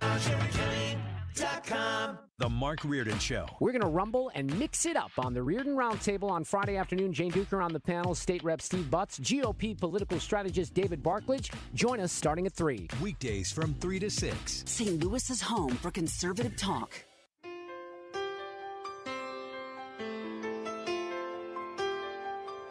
This is the Annie Frey Show. Put on my blue suede shoes and I boarded the plane. Follow Annie on Twitter at Annie Frey Show. In the land of the Delta Blues, in the middle of the pouring rain. It's Mike Elam sitting in for Annie Frey today. You know, Mark Cohn's Walking in Memphis. I love that song. It's one of my favorite all-time songs. I don't know why, because Memphis is really disgusting as a city. Have you been to Memphis? I have. I went there for the first time right after this is right before I started on the show, but right after I got hired. It was kind of a celebratory vacation. It has such potential. So in the mid-'80s, early to mid-'80s, I went to college at Arkansas State in Jonesboro, Arkansas, which is an hour outside of Memphis. So we all went to Memphis to do stuff that we can't do at college, right? Mm-hmm. Which that's a short list, but in Memphis you can do it. So we went over there and we had a great time. And I used to listen to Memphis Morning Radio with Olson and Page in the morning on WMC FM 100. Olson and Page in the morning. It was awesome. And I loved Memphis radio. It helped me fall in love with radio, and it was just so cool. But there were all these things about Memphis that, the stuff with Elvis and all the blues heritage and things that were there. I mean, Memphis was just such a cool city back then. It has gone the same way that St. Louis has, for the most part. You have seen crime in Memphis just explode in much the same way that it is here. As a matter of fact, last year I was in Nashville renting a car, and the guy who brought the car around was from Memphis. And I said, so what got you to Nashville? And he said, man, I had to get out of Memphis before I got killed.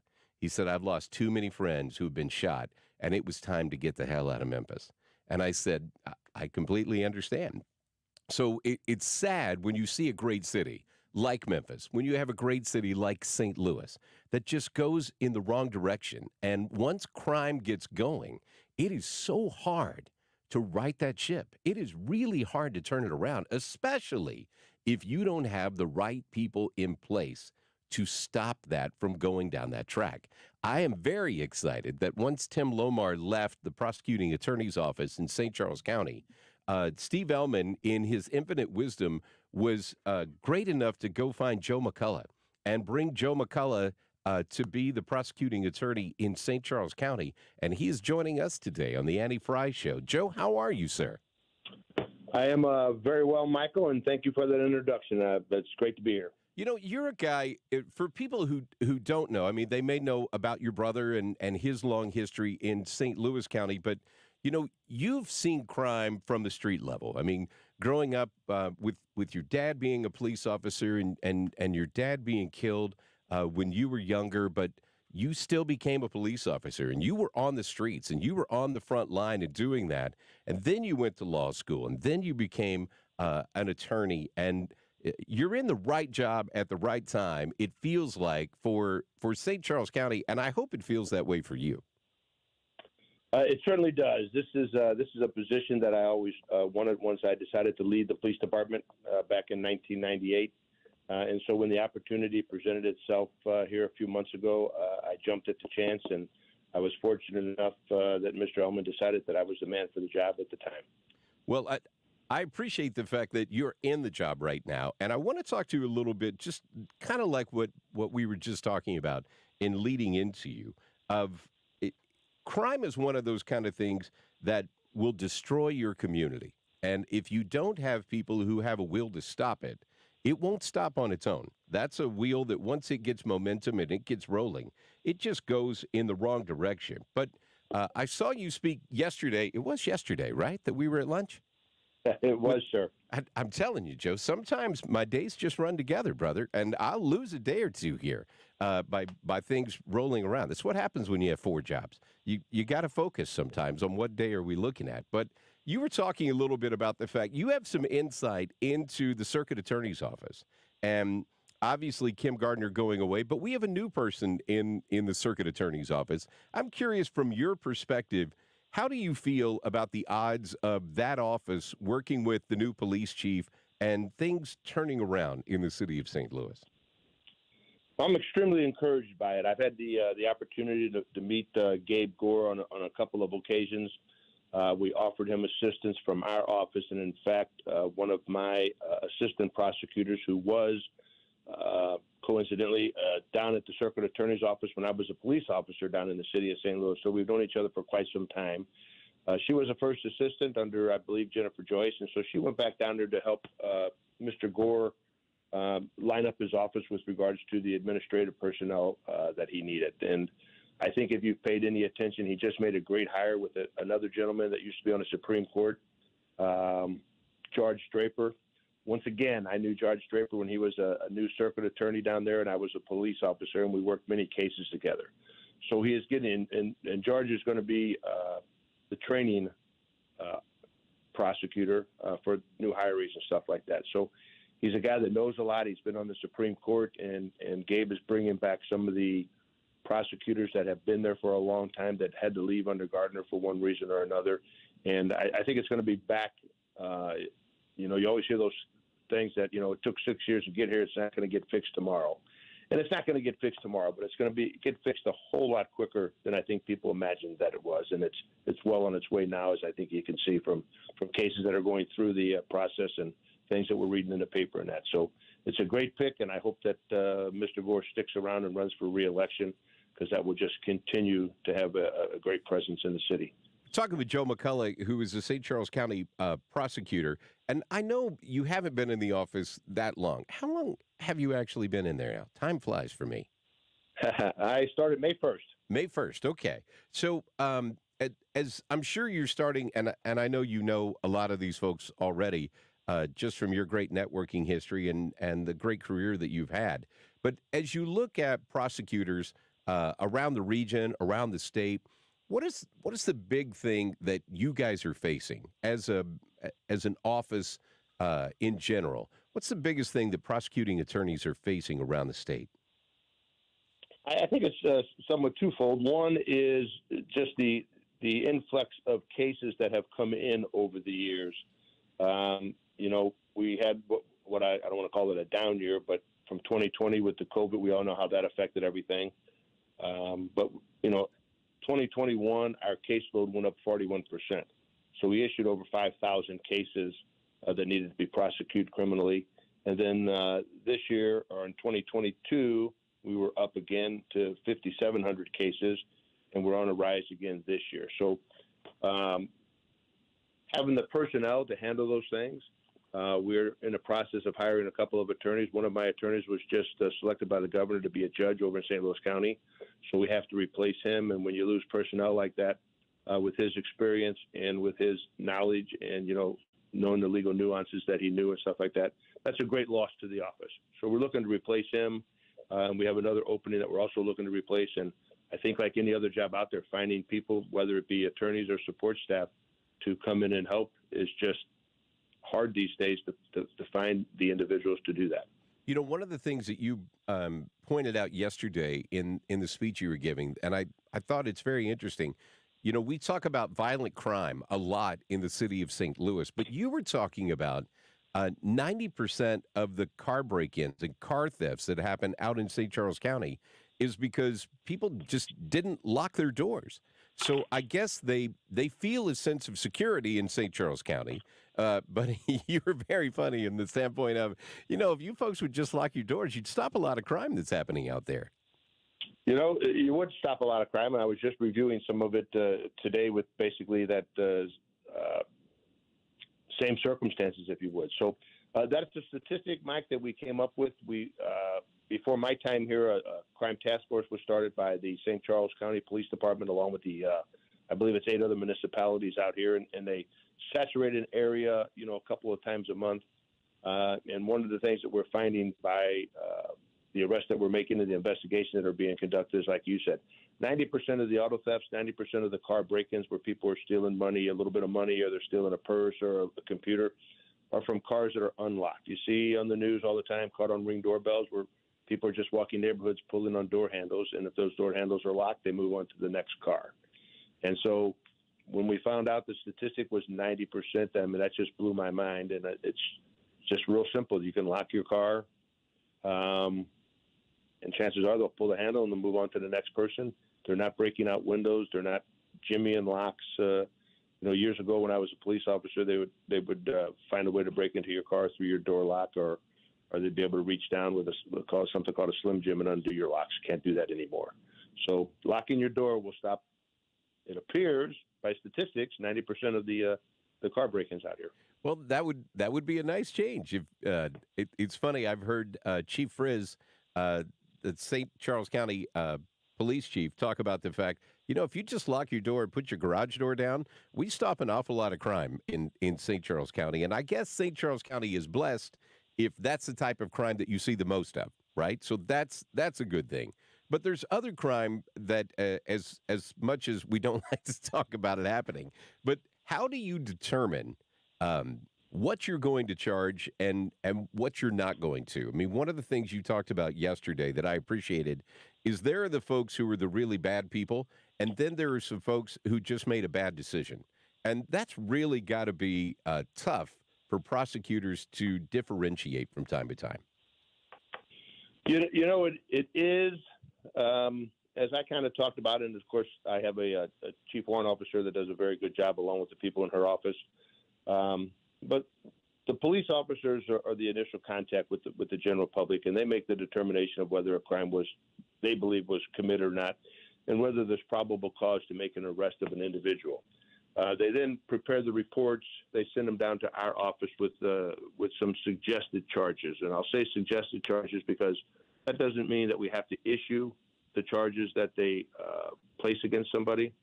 We can, of course, issue those, or we can issue some other charges if we feel the elements of the crime fit those cases better. But we also look at the circumstances, and I recognize the position of the prosecuting attorney as being a very powerful position. We have the ability to, wreck someone's life, and it's not something that I take lightly. So when we review these decisions about whether to charge somebody and what to charge them with, we obviously look at the elements of the crime. We also look at whether we're able to prove that beyond a reasonable doubt. We go in with that. That's something that we have to prove at trial. That's something that we have to prove or give the evidence that we could prove it if the individual decides to plead guilty. And so we make sure that we have all that ability to do that prior to charging somebody. So we don't charge somebody and think that we can come up with it or hope that we can or something like that, because, again, when somebody gets charged, that's something very seriously, something that can really affect one's life immediately and in the future. And it's something we don't want to take lightly, and we don't want to be willy-nilly about those type of decisions. Well, Joe, I appreciate you taking some time on Friday to talk with us today. And I appreciate everything that you're doing in St. Charles County. It's good to have a prosecutor who's willing to really look at everything and take it all into consideration. So appreciate everything you're doing. Appreciate you taking some time here. I hope you have a very boring weekend from a crime standpoint and not a lot goes on. But enjoy your weekend and look forward to talking to you again soon. Okay. Thank you, Mike, for having me on. I appreciate it. And anytime I will gladly come on and say a few words. Appreciate you, man. That is St. Charles County Prosecutor Joe McCulloch. Great guy. Just an amazing story. Obviously, most people know about his brother being the prosecutor, for 30 years in St. Louis County. Just a great story with Joe in being a cop. Obviously, his dad was a cop. His dad was unfortunately killed in a shootout in the line of duty. Yeah. But Joe went ahead and became a cop anyway and served on the streets, got involved in all levels, and went to law school late and ended up becoming private practice attorney and is now prosecuting attorney. So we're lucky to have a guy like that with all of that experience.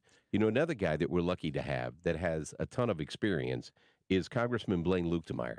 Blaine has been in Congress for a while, and he's one of those people that I appreciate because he's a guy that you generally don't see making headlines because they're on TV saying a bunch of stupid stuff. He is a guy who understands mid-Missouri family values and Missouri values. And hopefully we're going to have the opportunity to catch up with Blaine on the other side. D.C. is a busy place, so we're hoping that we're going to be able to catch up with him on the other side. My name is Mike Elam, sitting in for Andy Frey. It is a beautiful Friday. It is 70 degrees outside. I love this fall day. I hope you have a great weekend planned, and thanks for letting us be a little part of it here at 97.1 FM Talk. This is the Annie Frey Show. Find the podcast, on-demand audio, and more at 971talk.com/Annie. Reverend Green, be glad to see you when you haven't got a prayer. But boy, you got a prayer in Memphis. Tony La Russa here. Men, are you running out of stamina rounding third base? If so, call my friends at Victory Men's Health in O'Fallon, Illinois.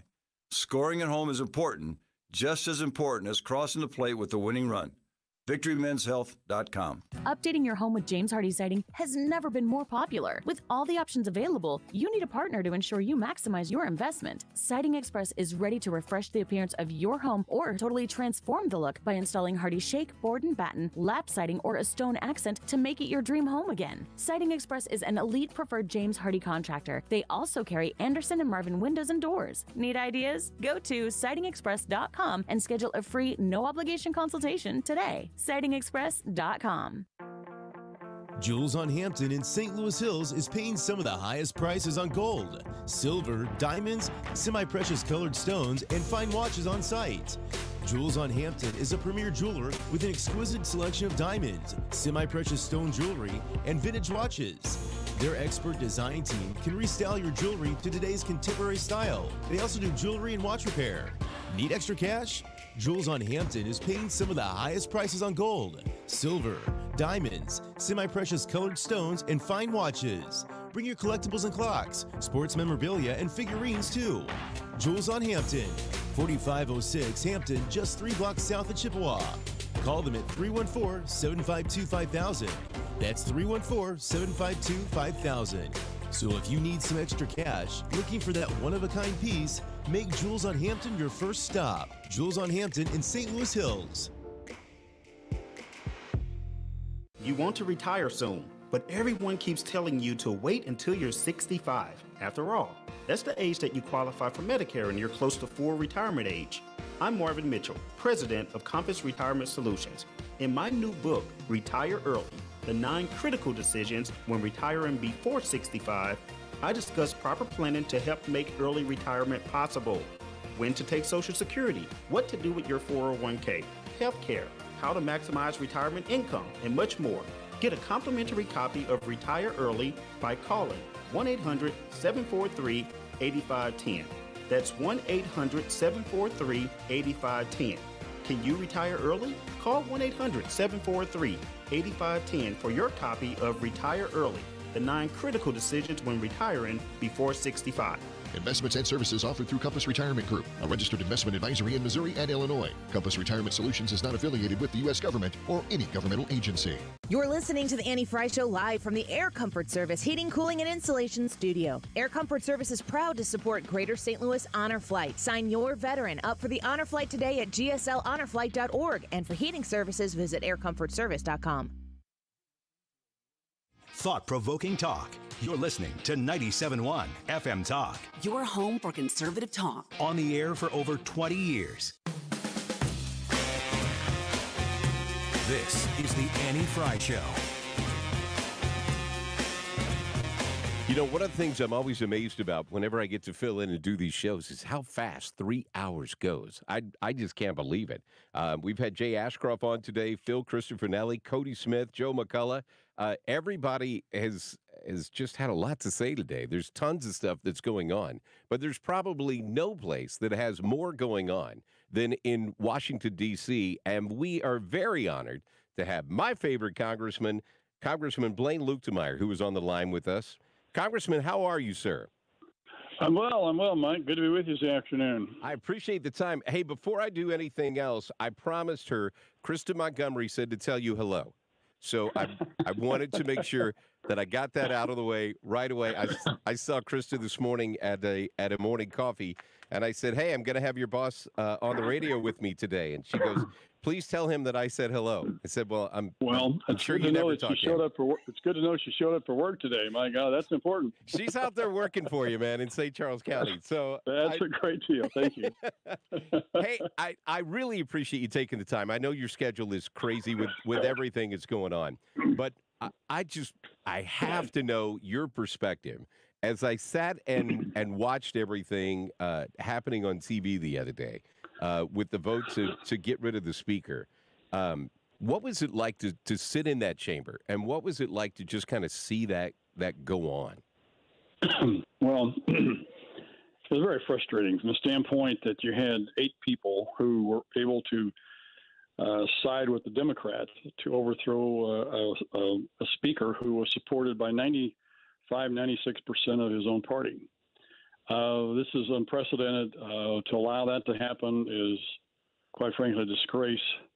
It's unbelievable. Those guys are not, some people who don't know those folks think they're great people and doing a great job. But if you look at from the standpoint of legislative activity, they're in the bottom 25, probably of all 535 people in the House and Senate actually being effective legislators. Wow. They're not really they're not really Republicans or libertarians. They're there to tear the House down. They have no alternatives about how to make this all work.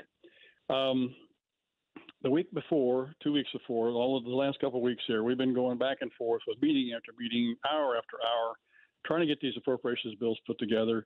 And we have worked and worked and worked. Our leadership team, the speaker, worked with them to get these different bills all put together. And they would agree to the bill, go to the floor, then vote against it over and over again. In fact, Jim Jordan got up in our conference one day and said, "What do you guys want? You killed 5 separate bills, and now we're going to get stuck with a really lousy CR with nothing on it except some natural disaster stuff. This is stuff we're losing all our leverage." He got it, but the rest of these guys, quite frankly, are not there for the right reason. Mike, I was in a meeting the other day, and I was an individual in there who's been in and around the Freedom Caucus for a long, long time, and they were saying, "Look, this is what is really going on here. These guys really want to raise their profile on a national basis so they can raise the money, because right now they can't raise any money. They can't go home and raise money. They can't raise money in Washington. They have to raise it on a national basis. And the way to do that is to get on TV and bang around on stuff. And knowing that this is into the quarter, if you don't have a nice number in your bank account, you're going to get challenged. So they're out there raising this cane so that they can raise money." And he said also, by the way, they've got a 10-day shutdown planned. And so they intentionally did what they did. They walked they slow walked the leadership into this corner intentionally, killing every bill that we could possibly put on the floor that would work for us to get leverage over the Senate to be able to negotiate. And again, you pass the bill, the Senate doesn't like it, they trash it, or they send a different back. You go to conference, work out your differences. They wouldn't even vote for the bill to be able to do that.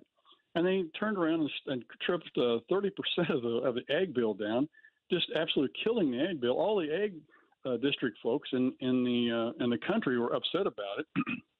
Even the former chairman of the ag committee voted against the bill because it was so stripped down and was nothing anymore. It wasn't going to do any good. These guys are not people who want to participate and be in the party that governs. They want to be in the party that's the minority, so they can throw rocks and point fingers, and it's all about them.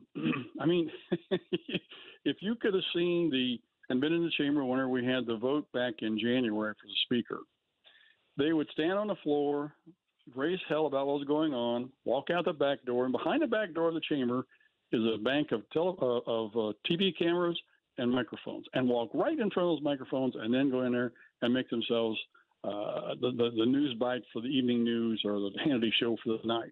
It wasn't about the speaker vote. It was about them. And in fact, they went to the speaker 2 days after we ended this, said, "Oh, by the way, Mr. Speaker, or Kevin at the time, you're not going to have any retribution against us for doing this, are you?" Knowing that he's going to be the speaker and asking to make sure that they weren't going to get in trouble for doing all this. I mean, these people are incorrigible. They are not Republicans.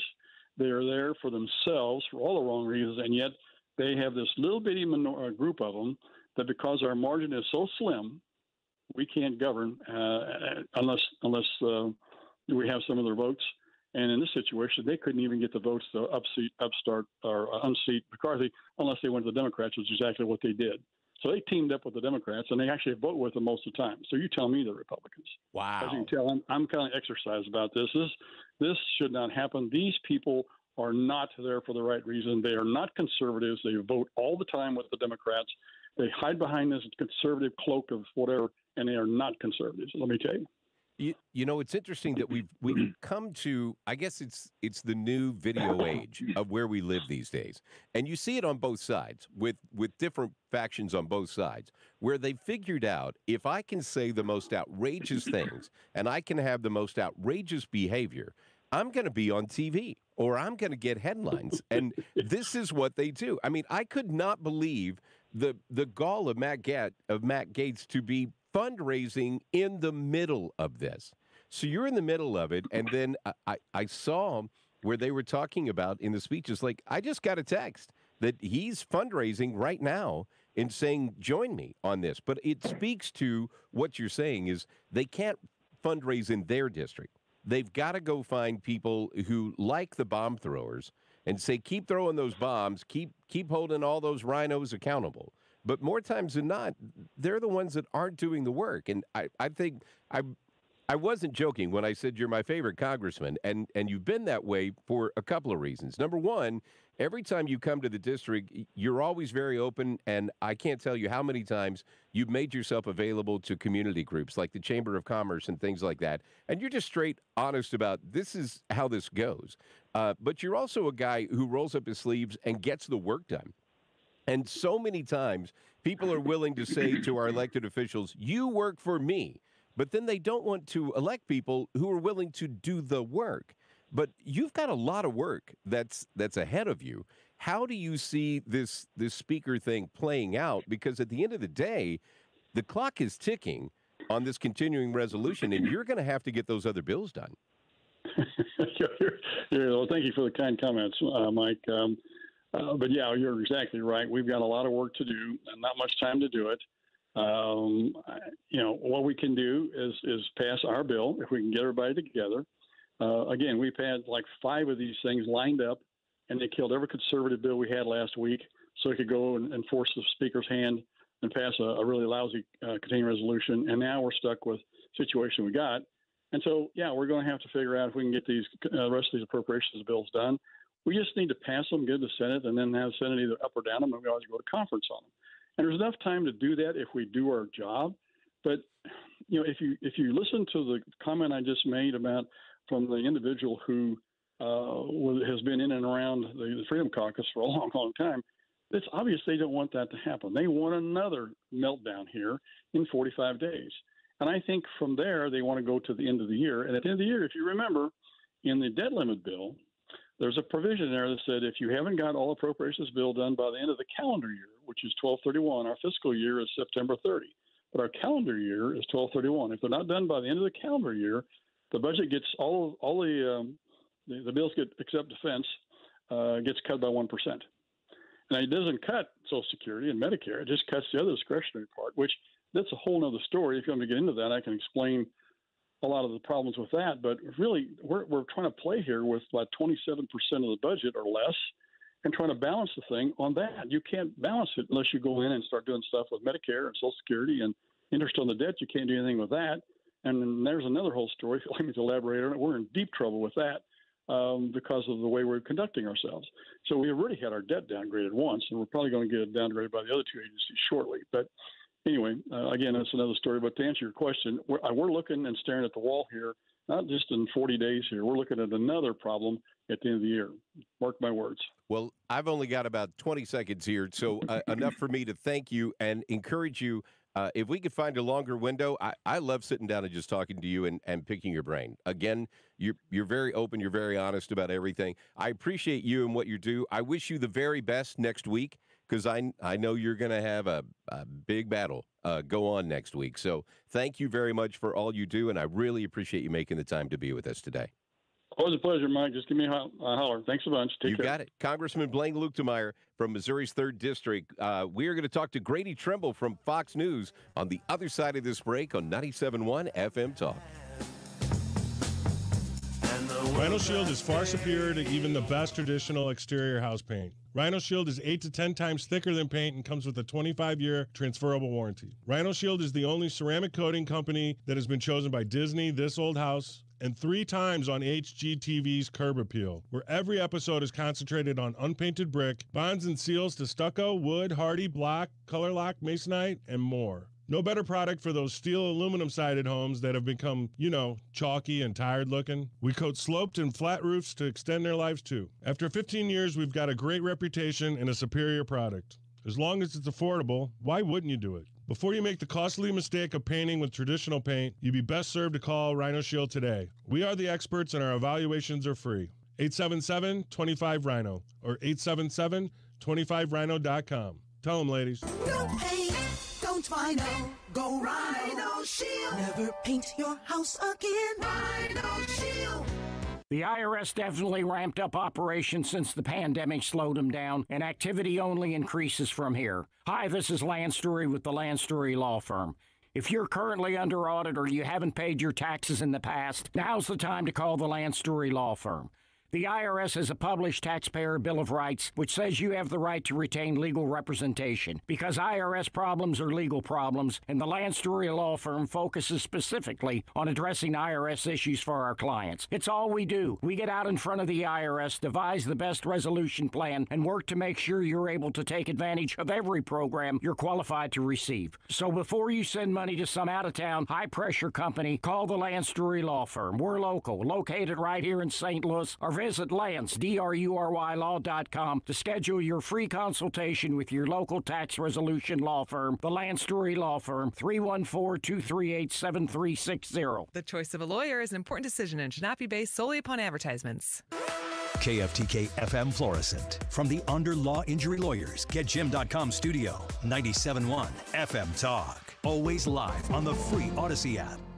No new strikes. I'm Lisa Brady, Fox News. On day 22 of the strike against Detroit's big three automakers, the head of the United Auto Workers Union just announcing no additional walkouts are being added for now. Union President Shawn Fain citing significant progress in talks, including what he calls a major breakthrough. GM has now agreed in writing to place their electric battery manufacturing under our National Master Agreement. Though Fain also says there's still a lot of work to be done and that it may be time to strike truck plants soon. The strike is costing billions of dollars for the companies and the economy, with the automakers laying off hundreds of workers. President Biden again defending his decision to build more border wall. We tried to ask the Congress to consider changing the law. But he says lawmakers denied his request to use wall funding approved under President Trump for other border security measures. President Biden repeating his administration's position. They're not building this wall because they want to, but because they have to. And they say their hands are tied, not because the president and his team have had a change of heart on how to solve this border crisis. Fox Business's Hillary Vaughn on Capitol Hill. The president and Republican Party chair, Ronna McDaniel, have something in common, both hoping a new House Speaker is chosen quickly. I hope it doesn't take very long. I don't think our country can afford that to take too long, and I think it's bad for our party. I also hope they get rid of this motion to vacate. We cannot have another chaotic turnover of Speaker before next year's election and think it's not going to impact our results. She stops short of an endorsement. House Republicans plan closed-door meetings next week to pick a nominee. A first-class stamp could soon cost 68 cents. The Postal Service just proposing a 2-cent increase that would take effect in January if the Postal Regulatory Commission approves it. That proposal is less than prior increases. Stamp prices are up 32% since 2019. America is listening to Fox News. Oh, this cold. Honey? Honey? Honey, you need DayQuil Severe Honey. DayQuil Severe Honey gives you powerful cold and flu symptom relief with a honeylicious taste, because life doesn't stop for a cold. Okay, I'm ready to go. No, I'm getting a cold. Honey. Try DayQuil Severe Honey for powerful cold and flu relief. DayQuil Severe with honey flavor. The daytime coughing, aching, stuffy head, fever, honeylicious, power through your day medicine. Use as directed. Keep out of reach of children. Think identity theft won't happen to you? Think again. There's a new victim every 3 seconds in the U.S. Over 15 million this year alone. And many don't even know they're victims. LifeLock alerts you to identity threats you could miss, even when you monitor your credit. If your identity is stolen, your dedicated U.S.-based restoration specialist will work to fix it. No one can prevent all identity theft, but everyone can save up to 25% off their first year with promo code NEWS at LifeLock.com. Identity theft protection starts here. Air Comfort Service, heating, cooling, and insulation, weather. Welcome to early fall as we go through our Friday afternoon. Partly to mostly sunny skies. It stays windy, 68 for the high. Tonight, clear skies. A quick drop into the upper 50s. Cold overnight, 42. Saturday, lots of sunshine. Not as windy, but it's a cool day, 62. 42 Saturday night, and Sunday, boy, what an afternoon. Sunny and 68. This is 97.1 FM Talk. Chief Meteorologist Dave Murray. Hi, I'm Bob Kershaw with Retirement Advisor Group. Are you worried about market volatility? Are you concerned your money won't last you through retirement? Hi, I'm Tammy Kershaw. As a family business, we are committed to protecting your retirement. Whether you're nearing retirement or already retired, I have many female clients and widows that don't fully understand their investment choices. Would you like a retirement review and a second opinion on your current retirement plan? Are you aware of all the fees that you are currently paying, and would you like to learn how you can avoid those fees? Call us now at 314-993-9494 or go online to retirementkey.com. And just for coming in, you'll get a copy of our latest edition book, Your Key to a Worry-Free Retirement. Let us show you how to retire with confidence. We've been helping retirees and pre-retirees for the past 37 years. Let our family help your family. So go online to retirementkey.com. That's retirementkey.com. The first thing you're going to have to learn is that until you stop expecting our politicians or anyone else to change your life isn't going to change. The only person going to change your life is you, but you need to know how.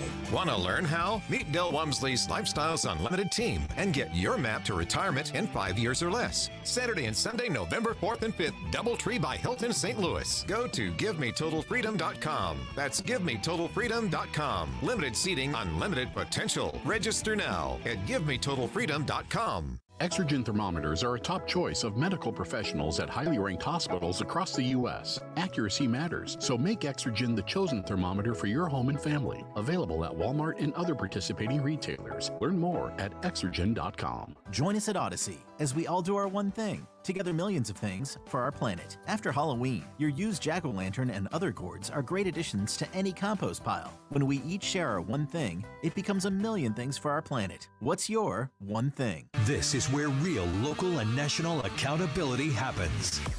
This is 97.1 FM Talk, St. Louis's home for conservative talk. This hour of the Annie Frey Show is brought to you by Ruler Foods. Low prices, no coupons. Ruler Foods.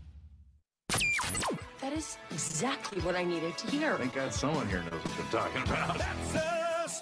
That's right.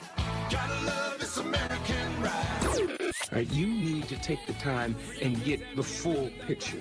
Come on, turn the radio on. It's Saturday and I won't be long. Don't get me wrong. I love the ladies. I mean, they rev my engine, but they don't belong in the newsroom. It is Anchor Man, not Anchor Lady. What do you want from me? I'm not America's sweetheart. Goodness sake, kid. Keep your voice down. Your father's listening to the radio. I'm not America's sweetheart. This is the Annie Frey Show. It is Mike Elam sitting in for Annie Frey today. Can't believe 2 hours of this show is already gone. Mark Reardon's coming up at 3 o'clock. He's got the Reardon Roundtable. I'm sure with a full lineup of exciting guests. It's not going to be that exciting, though, because it's not us. I was going to say, are you doing staying it this time? That's why. Just stay in that chair. We'll put you on the round table. That's why it's going to be an exciting guest, because I'm staying on.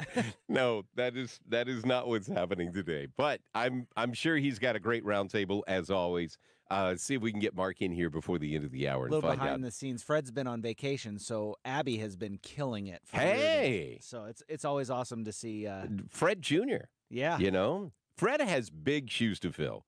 Fred Bottomer knows everybody, and he's kind of been there, done that through all of it. Fred Bottomer is St. Louis production legend around here. Dude, he is. He really is helped, legendary. I mean, I do want to give him proper shout out. He has helped me a ton grow in my position as executive producer, and he's done a lot of good work, and I've gotten a lot of good tips and advice and ideas from him, and man, I don't know where I'd be without his help. He's a great example of people that you want in your organization who are not so worried about you taking my position. They're so helpful, and they want to help other people get better, and they want to help the team get better. I mean, you want those people on your team. Those are the kind of people, you see it in sports a lot. Those are your clubhouse guys, man. Those are the ones, when they're on the team, they make everybody better. So Fred's on vacation, hopefully doing something fun, but Abby's awesome. So is Brad. We appreciate you. I appreciate you very much. We have had just a full show so far today. I mean, packed. Secretary of State who's running for governor, a state rep who's running for Senate,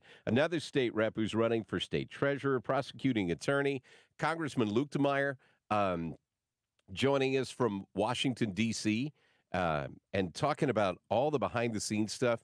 I wish that we could have had Blaine on for a longer time, just to find out all the behind-the-scenes craziness there's that's a going lot on. of drama that goes on behind the scenes out there. There is. You know, I was watching a speaker who was talking on the floor during the whole speaker ousting thing, and Ann Wagner was sitting right behind him. So I took a picture and sent it to her and said, "It looks like you're having a crazy day." Hey, we have got a guy he's got a short window, and I'm so excited that he is joining us today. Grady Trimble is joining us. Grady, how are you, sir?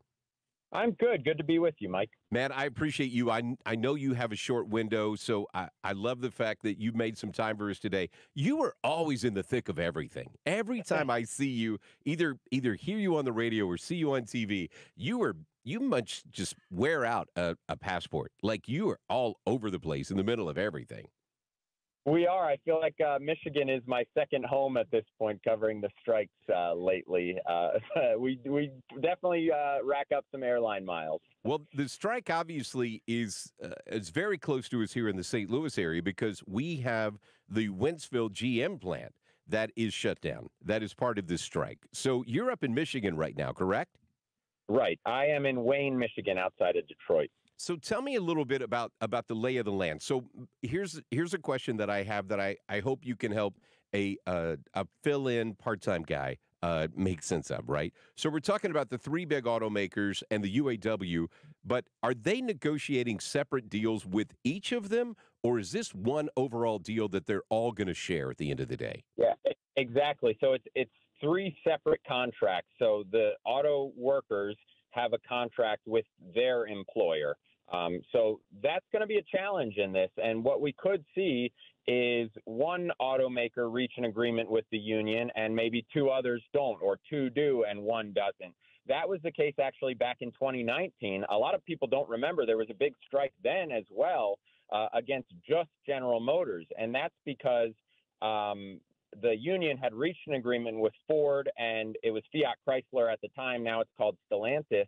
But they hadn't reached an agreement with General Motors. But I think the union's approach this time around by striking all three at once is perhaps pitting each automaker against each other, where they can come out and say, well, GM said they do this to Ford, so Ford, why don't you help us out in this area? And I think their hope is that by negotiating all three and striking all three at the same time, they might be able to get a better contract by having the automakers compete with each other.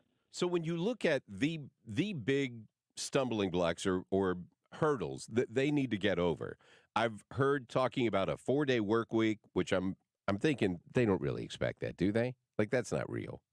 I think they want it. Well, don't we all? We would all like that. Exactly. And I think at this point, both sides are going to walk away, and they're not going to, the automakers aren't going to give the union everything they want to. And the union obviously isn't going to get everything that it wants to, but it might get a little bit more than the automakers would have given without a strike. But, there are certain areas that I think are key sticking points still. And we actually just got an update from the UAW president, Shawn Fain. He has announced the last 2 Fridays that they would expand the strike because talks weren't going well. This Friday, though, he said there's actually been progress, not a deal, but progress. And so they're not expanding the strike any further. So he pointed to progress specifically with General Motors on the transition to electric vehicles. And I think that's going to be something we've been focused on throughout this strike, but I think it's going to be something that everyone should pay attention to because it could be a final sticking point in these negotiations. The union wants guarantees from each of the automakers that when the automakers build a EV battery plant, that they're going to fill those plants with union workers. The automakers are competing with electric vehicle makers like Tesla, who already don't have union workers, so they're at a financial advantage.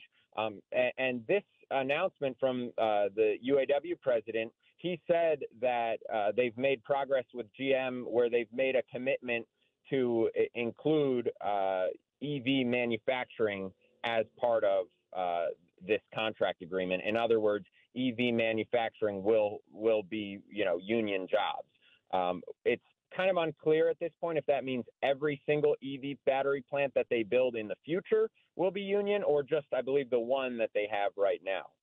So I'm just curious from a standpoint that, we think of Tesla as the big EV guy, and they are. I mean, they're what, 10-1 to their closest competitor of what they have with electric vehicles compared to General Motors or somebody else. But when they're negotiating on that, and you're talking about the three American automakers, you have all of these other automakers that I know when I drive down to Florida, I pass a huge Hyundai plant in Alabama that I drive by.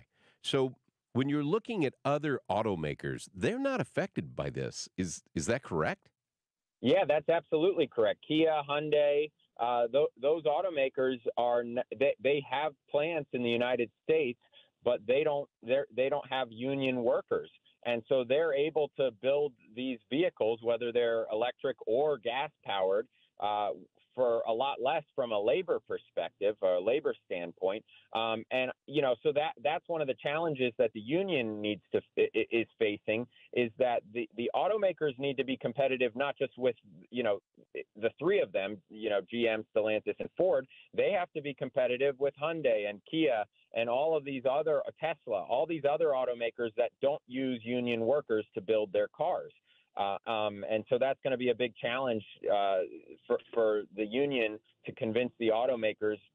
Basically the automakers have said there's a limit to what we can pay you and stay in business and stay competitive. We're talking with Grady Trimble from Fox Business. We have a really dark history with the automakers in the St. Louis area, because the Ford plant used to be up in North St. Louis County for years, and you had generations who worked there. You had the Chrysler plant, which was down in South County of St. Louis, Jefferson County area.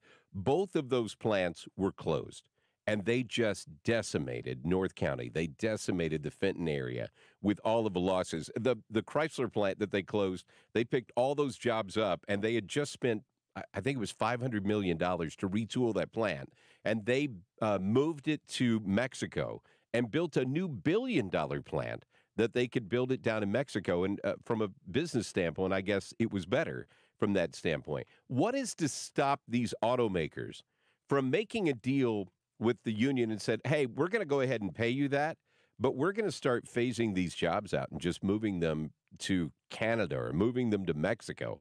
Can they do that? Yeah, they really can. And so the contracts are 4-year terms.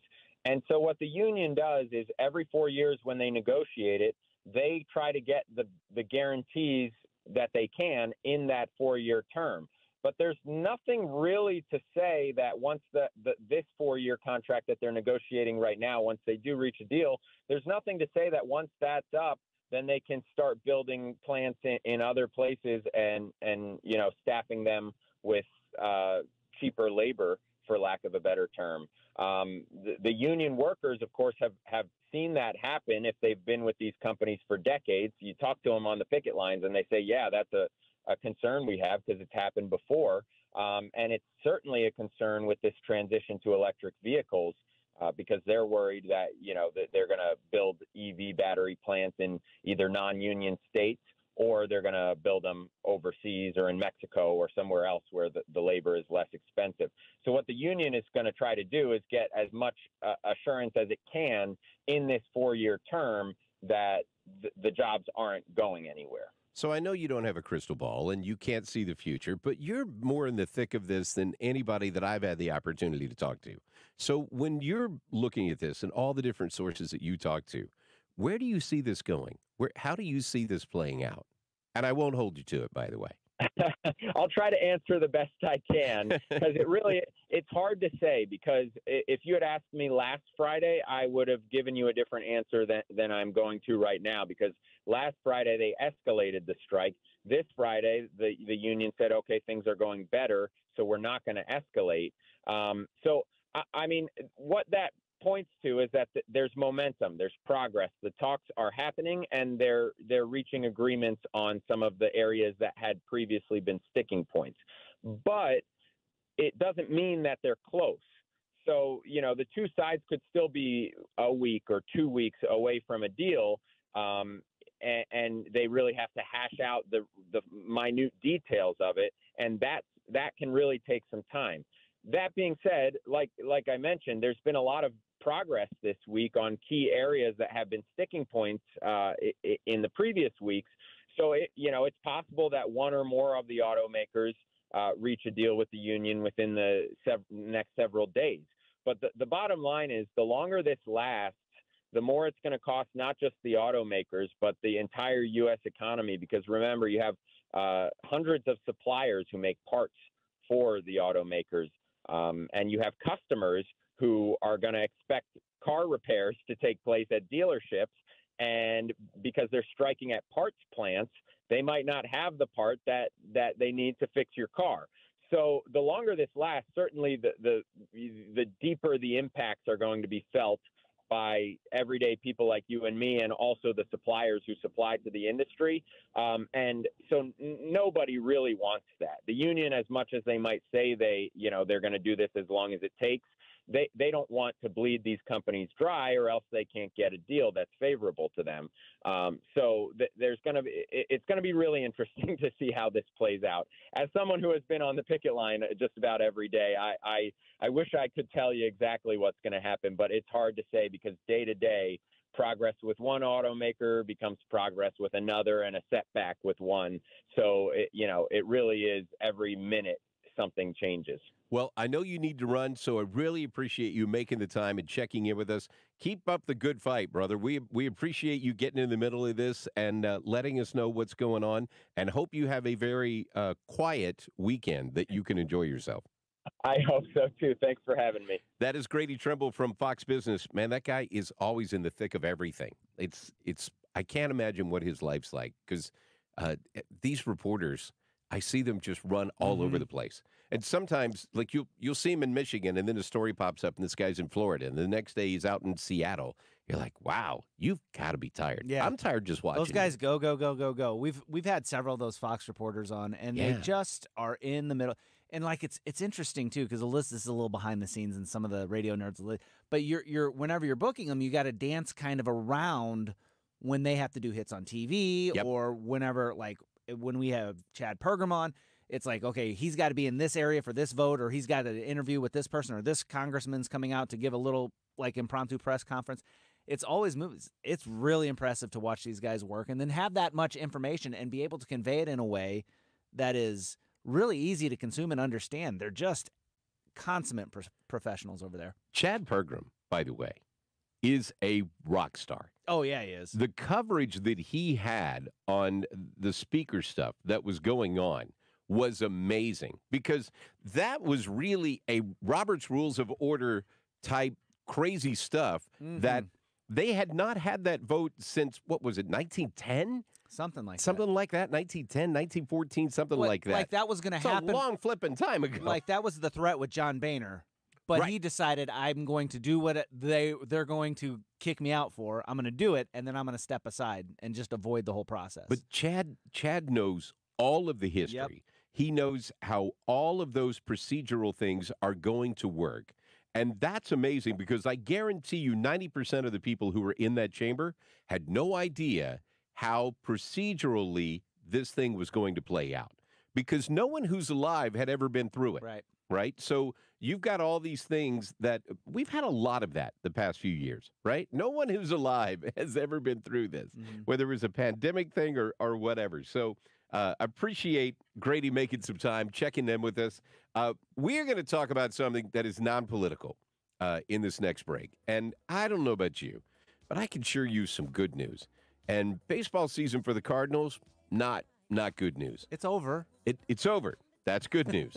and the Wainwright final day was really cool. He got his wins. That was awesome. That was good. It was awesome that Yachty showed up for his final day. Oh, yeah. Too. That was something that made him cry. That was really cool. The whole concert thing was a little weird, but, you know. He's good, though. He is. He's like the new Terry Bradshaw, right? So when Terry Bradshaw was retiring from football, he came out with an album. I'm old. I'm not that old. Terry Bradshaw came out with an album when he retired from football. So he's the baseball version of that. But we are going to talk to Dale Shilley with City SC, who has an amazing happy story. And we're going to talk a little bit about that, because there is playoffs in St. Louis in the fall. It's just got a little bigger ball. And you don't throw it, you kick it. But we'll talk about that on the other side. It is the Addie Fry Show. My name is Mike Elam, sitting in for Addie today on St. Louis's home for conservative talk on 97.1 FM Talk. This is the Annie Fry Show.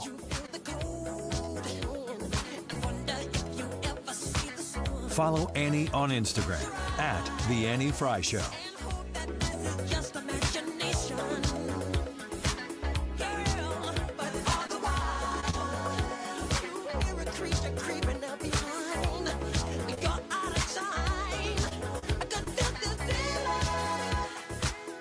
What's up, everybody? I'm Danny Parkins, based out of Chicago. This is my buddy Andrew Filipponi. He's based out of Pittsburgh. You really got to check out our podcast, First and Pod. Twice a week, we're going to break down the NFL after Thursday Night Football and Sunday Night Football. It's every team. It's every game. It's all 32 teams. We give you a complete picture, and we get into it. We don't kiss each other's fannies on this show. New episodes of First and Pod available when you wake up every Monday and Friday morning throughout the football season in the Odyssey app or wherever you get your podcasts. Your home has made you equity rich on paper, and you're planning on using that cash to retire, travel, or just downsize into a new place that's paid off. Good for you. But the longer you wait, the greater chance higher interest rates could chip away at your home's value. While your home value is still high, the time to act is now. With TrueHold. TrueHold buys your home now, and you can stay in your home for as long as you want. TrueHold buys your home for its best current value, and you bank the cash. Cash to do whatever you like, while TrueHold takes care of property taxes, insurance, and upkeep. Don't miss this opportunity to cash in on your equity and stay in your home as long as you'd like as a renter. Visit TrueHold.com and discover how much TrueHold will buy your home for today based on its best current value, not what's coming. Call 1-855-300-9993 or visit TrueHold.com. The smarter, faster way to cash out on your home's value without having to move. That's TrueHold.com. When it comes to finding the perfect grill, family-owned and operated Cotton's Ace Hardware has you covered. Get free delivery and free fuel on any grills over $300, and free assembly and haul away of your old grills with the purchase of a new one. With a selection from Weber to Traeger and your local retailer of the Big Green Egg, Cotton's Ace Hardware makes it easier than ever to replace your old grill. Let Cotton's Ace Hardware make your family barbecue more enjoyable with that one-of-a-kind grill you've been looking for. Find your nearest St. Louis area location at cottonsace.hardware.com. You step out of the shower smelling fresh, but for how long? Body odor starts forming immediately, especially if you use soap. And your only defense is the 2 inches of deodorant you applied to your armpits. I'm Dr. Shannon Klingman, the inventor of Lumi Whole Body Deodorant. It's so easy to use, I'm going to talk you through it on the radio. Just a pea-sized amount of our invisible cream rubbed into the nooks and crannies like a lotion with fingertips. Or pick a stick for pits and other flat surfaces like thigh folds and underboob. Glides on smooth for a touchless application. Both are clinically proven to block odor all day and controls odor for 72 hours on pits, privates, and beyond. So you're going to smell better naked everywhere. It's that powerful. There's a special offer for listeners. Use code 555 and get an extra $5 off a Lumi starter pack that comes with a solid stick, cream tube, free product of your choice, and ships free with code 555. LUMEdeodorant.com, code 555. You're listening to the Annie Fry Show live from the Air Comfort Service Heating, Cooling, and Insulation Studio. Save up to 20% on a new HVAC system when you bundle it with attic insulation. 9 out of 10 homes are under insulated. For a free estimate on attic insulation, visit aircomfortservice.com. You don't have to punch it in. You can just say it. Play 97.1 FM Talk. Available on your smart speaker any time of day. St. Louis's home for conservative talk.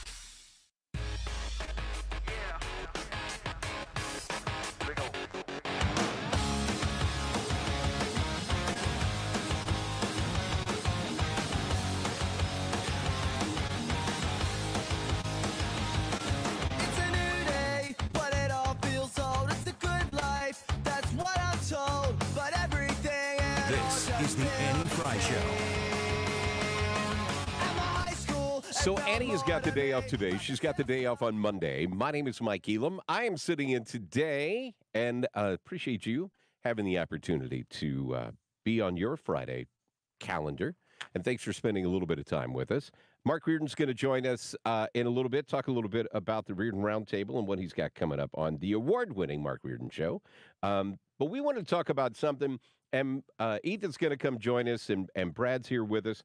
We wanted to talk about something that is a success story in St. Louis. Now, there's a sentence that we have not used that much lately, but we finally have something in St. Louis that seems to be going in the right direction. Not that baseball hasn't been in the right direction until this year, but the big story that has hit St. Louis, and it just hit with a wonderful storm. Oh, this is awesome. Is City SC soccer has just been fantastic. Dale Shilley is joining us. Dale, how are you, sir? I'm great. Good to hear you guys. Hey, man, appreciate you jumping in and spending some time with us. So Dale is a voice that you hear on the broadcast, so he knows everything there is to know about soccer and then some. Is that overselling it, Dale? Well, let's just say I've been around it for a long time. Let's just put it that way. You've definitely been around it for a long time, and we appreciate everything that you do on the broadcast. Tell me a little bit about what's the season been like for you. Well, it's been exciting when I got asked to join the broadcast. It was really exciting to think that I could be a part of the team in this way and do it from the outset in year one and be able to travel to all the stadiums and be around the guys. And then, when we started off with the 5 successive wins to start the year, the team and the experience took on a whole new life. Man, it has definitely been an exciting one. Brad, did you have? Yeah, I just had a question. Dale, I've played soccer a lot, but I never really watched MLS. But once St. Louis City came around and I found out St. Louis was getting a team, I'm a home team guy. We got a team and I watched it. One of the things that struck me about it is St. Louis City SC soccer is different than soccer that I've seen around the world. Like, I don't know how to describe it. It's a little more aggressive. Could you kind of expound upon what it is that they do? Yeah, so Bradley and Lutz. Bradley's the head coach. Lutz is the sporting director, so he's everybody's soccer boss. Wanted to play a more direct, fast-paced, get to goal as quick. Did we lose him? Oh, there he is. We lost you for a second. Yeah, if I can find a place to pull over, I will, but I can't. Could you roll the window up? That would be awesome. It's a more high-energy, direct, hard-working, pressing sort of style. So when the other team's in possession of the ball, it's all about how quick can we get it back, and when we win it, how fast can we get to goal. It's not how many passes can we connect. It's about creating chances. Well, you've definitely had the most exciting brand of soccer in all of MLS this year. I'll say. I think everybody agrees with that. Have you been surprised by how good this team has been? Because normally on an expansion team, you don't expect that first year for the team to be very good at all. You hit it on the head. I mean, the way the draft is set up, or the expansion draft, you're actually picking up players that the teams don't want to protect. And so we picked up players, and they fit into the system really well. I think the guys that scouted them out did a good job of identifying characteristics. And then it's just a matter of, can Bradley, the first team coach, can he get everybody to buy into the system? And he did. He got buy-in from the players. We had early success. People stayed bought in through the rest of the year, and the rest of it's just history. Is now we're on the verge of becoming the most successful expansion team in the history of the league. Hey Dale, Ethan here. I had a quick question for you. So obviously, what an exciting season it's been for St. Louis City. I mean, 17 wins, an expansion team record, and then clinching the 1 seed in the West just a handful of days ago. And I want you to talk about the importance, how important that is that they were able to clinch that 1 seed, because this is a team that we have seen is clearly better at home than they are on the road, just looking at the record here. Talk about how important it is that the Western Conference is going to have to come through St. Louis City. Yeah, games to sell out, so we're really fortunate to have the support and the fans that we have in this community. They've bought into the program from the outset, and their support has been outstanding. And as you said, our record is better at home, much better at home than it is on the road, and a large part of it is the fans and the support that we have. So what is your expectation moving forward? Who do you see as being the biggest competition that you're going to have to get through to get to the championship? Who are you most worried about, I guess? Yeah, LAFC, who are the defending champions, Seattle, who's, perennially a contender for the league title. Those would be the top two teams from within our conference. We play Seattle on October 21st. The playoffs will start after that. So we got to get through jump through a couple of hoops in the beginning of the playoffs, but then LAFC and Seattle will be the top two teams that we'll have to try to beat. I don't know if you can really explain how phenomenal of a season Roman Berkey has had for this team. 8 clean sheets. He has been the anchor of this team at times this season, and I'm curious. I know there's been some at times this year some mentioning of him being thrown into the MVP conversation. Do you think that there's a realistic chance that Roman Berkey could, in St. Louis City's first season, bring an MVP to the city? Well, it is realistic. He has been that good. I don't know the exact number of expected goals that he's pulled out of the net at this point, but he certainly would be in the running. The only reason why he wouldn't win it is because of a gentleman named Lucho Acosta from Cincinnati, who's having an outstanding year as well for the team that's going to win first place overall in terms of the saves that he has made this year has just allowed us to stay in games long enough until we could, find our way. The Sporting Kansas City game 10 days or so ago was an example of that. He stood on his head for the first 60 minutes, and then in a 12-minute period, we scored 4 goals and went 4-1. The other part about Roman is his distribution, just the way he strikes the ball, his accuracy, his distance. He's just an all-around great goalkeeper. He's a great leader as well. Early in the season, it was clear it seemed like João Klaus was single-handedly the offense for this team, and then he started facing some injuries, and it seemed like Carnell had to adjust that. Multiple players started getting involved in that a little bit more, and now we have Klaus back here in the last several weeks. How do you think that the offensive attack has adjusted since he has returned? Have you liked what you've seen from that attack? What are your thoughts on that? Yeah, well, I think we have to leave the Vancouver game out of it, which was the game we played Wednesday night up in Vancouver. We didn't play well. We lost 3-0, but it was the game after we clinched. So it was a little bit of a hangover, if you would, in that we had just guys that were so ramped up and amped up over the last 6 weeks to get to the point of clinching the number 1 spot. In terms of our attack, maybe one of the best things that happened to us was that João went down for a bit, and guys had to step up, and that's when we found Sam Adeniran. That's when we found Nico Gialchini, and they found their goal-scoring touch. Now we've got 3 guys that have scored a number of goals, Klaus, Adeniran, and Gialchini. It's really a good attack, and for Bradley to have 3 guys that he can go to is important going into the playoffs. So when's the next game, Dale?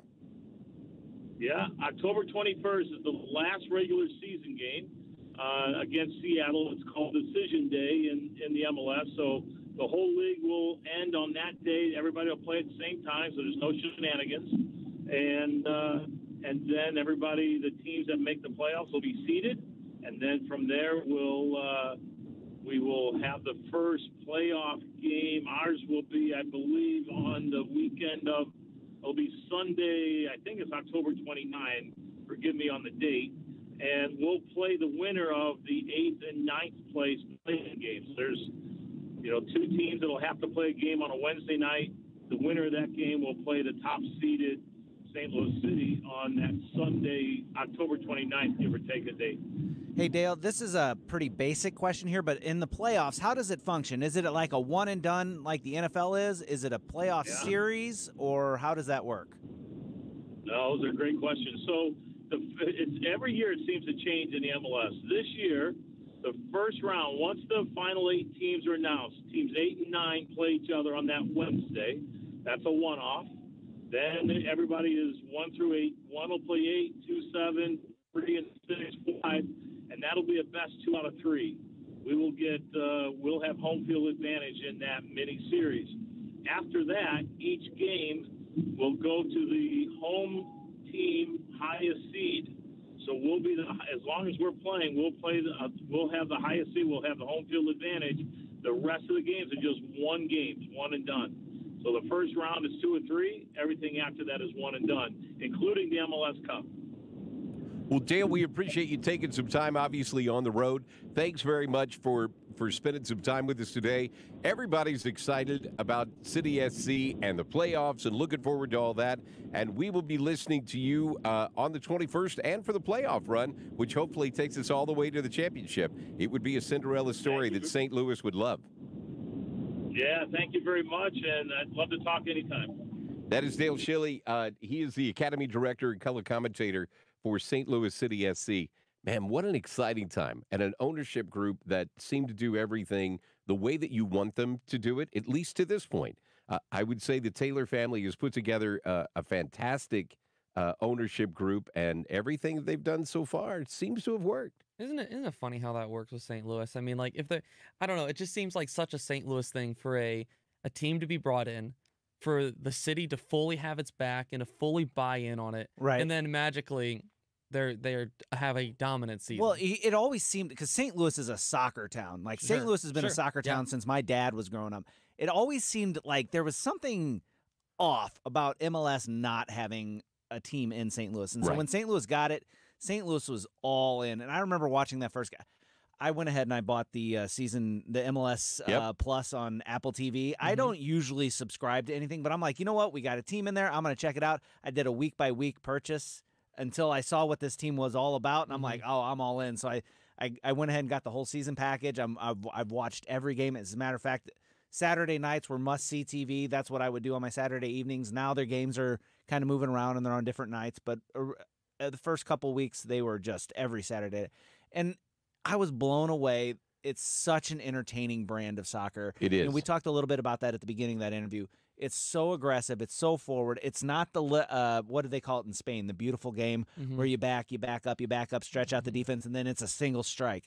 This is like, we're coming after you, and we're going to brawl you, and we're going to hold you to the ground and pound you into submission. And when they go, they don't just beat teams by 1 or 2. It's like 3 and 4 and 5 goals. And the facilities, you have to mention the facilities. Oh, I mean, yeah. Absolutely beautiful. City Park is just state of the art. The practice facilities, the training facilities being right across the street is unheard of in the U.S. That is, I mean, I want to say we're the only team in the U.S. that has our training facilities and our stadium connected like that. So that's cool. The fact that I didn't know that. The fact that we were able to just go back and forth. I mean, you'll see riding and taking them to the stadium or whatever from golf carts. I mean, like that's how it works. That's I mean, super cool. It is for those to be right there as well. This is not only phenomenal for the team, it's phenomenal. I mean, the World Cup's coming up here in a few years here, and there's going to be a lot of teams spread out, a lot of different countries spread out that are going to need facilities to play in, and it would not surprise me if St. Louis ends up being a host city for a team to to camp out of here. That'd be really cool. Also, if you're the listeners, if you're wondering where you can hear the games, you can hear them on Y98, our sister station. It's a great way. They do a great job over there. So make sure on October 21st, he said, was the last game. Tune into that, and then every playoff game will be broadcast through Y98. I didn't think we said nice things about Y98 since Hannah jumped over there and decided to leave the Andy Fry show and go. Here's how this works. Good for her, but Hannah, bitter Hannah party went over of one. there. Hannah took she took 97.1 to Y98. Ah, okay. We're infecting them. That's how this works. Infecting. It's we're spreading out. Ethan's going to take us with him wherever he goes too. Well, Ethan, thanks for jumping in on that. Our resident sports expert and definitely on soccer. He is all in, so appreciate you doing that. Hey, we are going to wrap up the show. On the other side, I'm going to invite Mark Reardon to stick his head in and say hi, but you've got time to join us on the YouTube live chat poll. Get your vote in. We will do the tallies on the other side. If RFK Jr. runs as a third-party candidate, which party will it hurt the most, the Republicans or Democrats? Get your vote in. We will tally those up and do it on the other side on the Annie Frey Show. My name is Mike Elam. This is 97.1 FM Talk. Don't wanna be you. The Annie Frey Show is streaming online. Watch us live on YouTube and subscribe.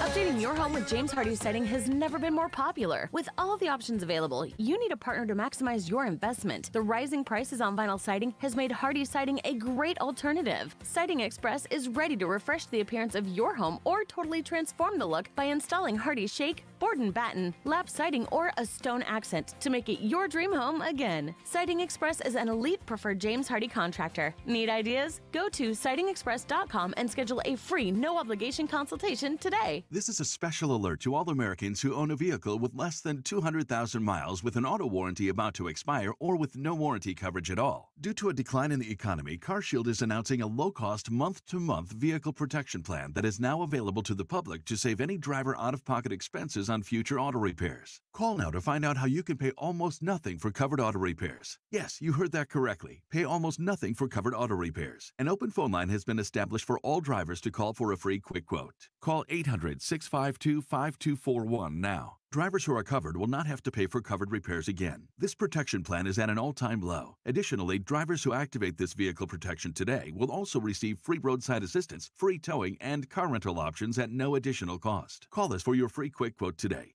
800-652-5241. That's 800-652-5241. What do you have to lose? Call 800-652-5241. Again, 800-652-5241. Join us at Odyssey as we all do our one thing.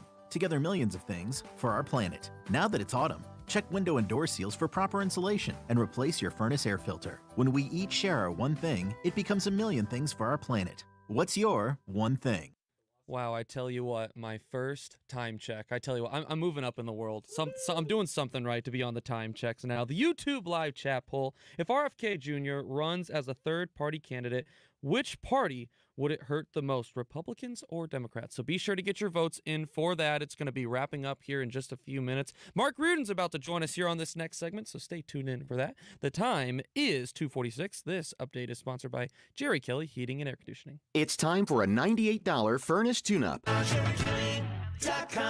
The Mark Reardon Show. Former Missouri Congressman Kenny Hulshoff. In order to convince the minds and hearts of people across the country, the commander-in-chief has to articulate a compelling reason why our tax dollars are going to another country. Weekdays from 3 to 6.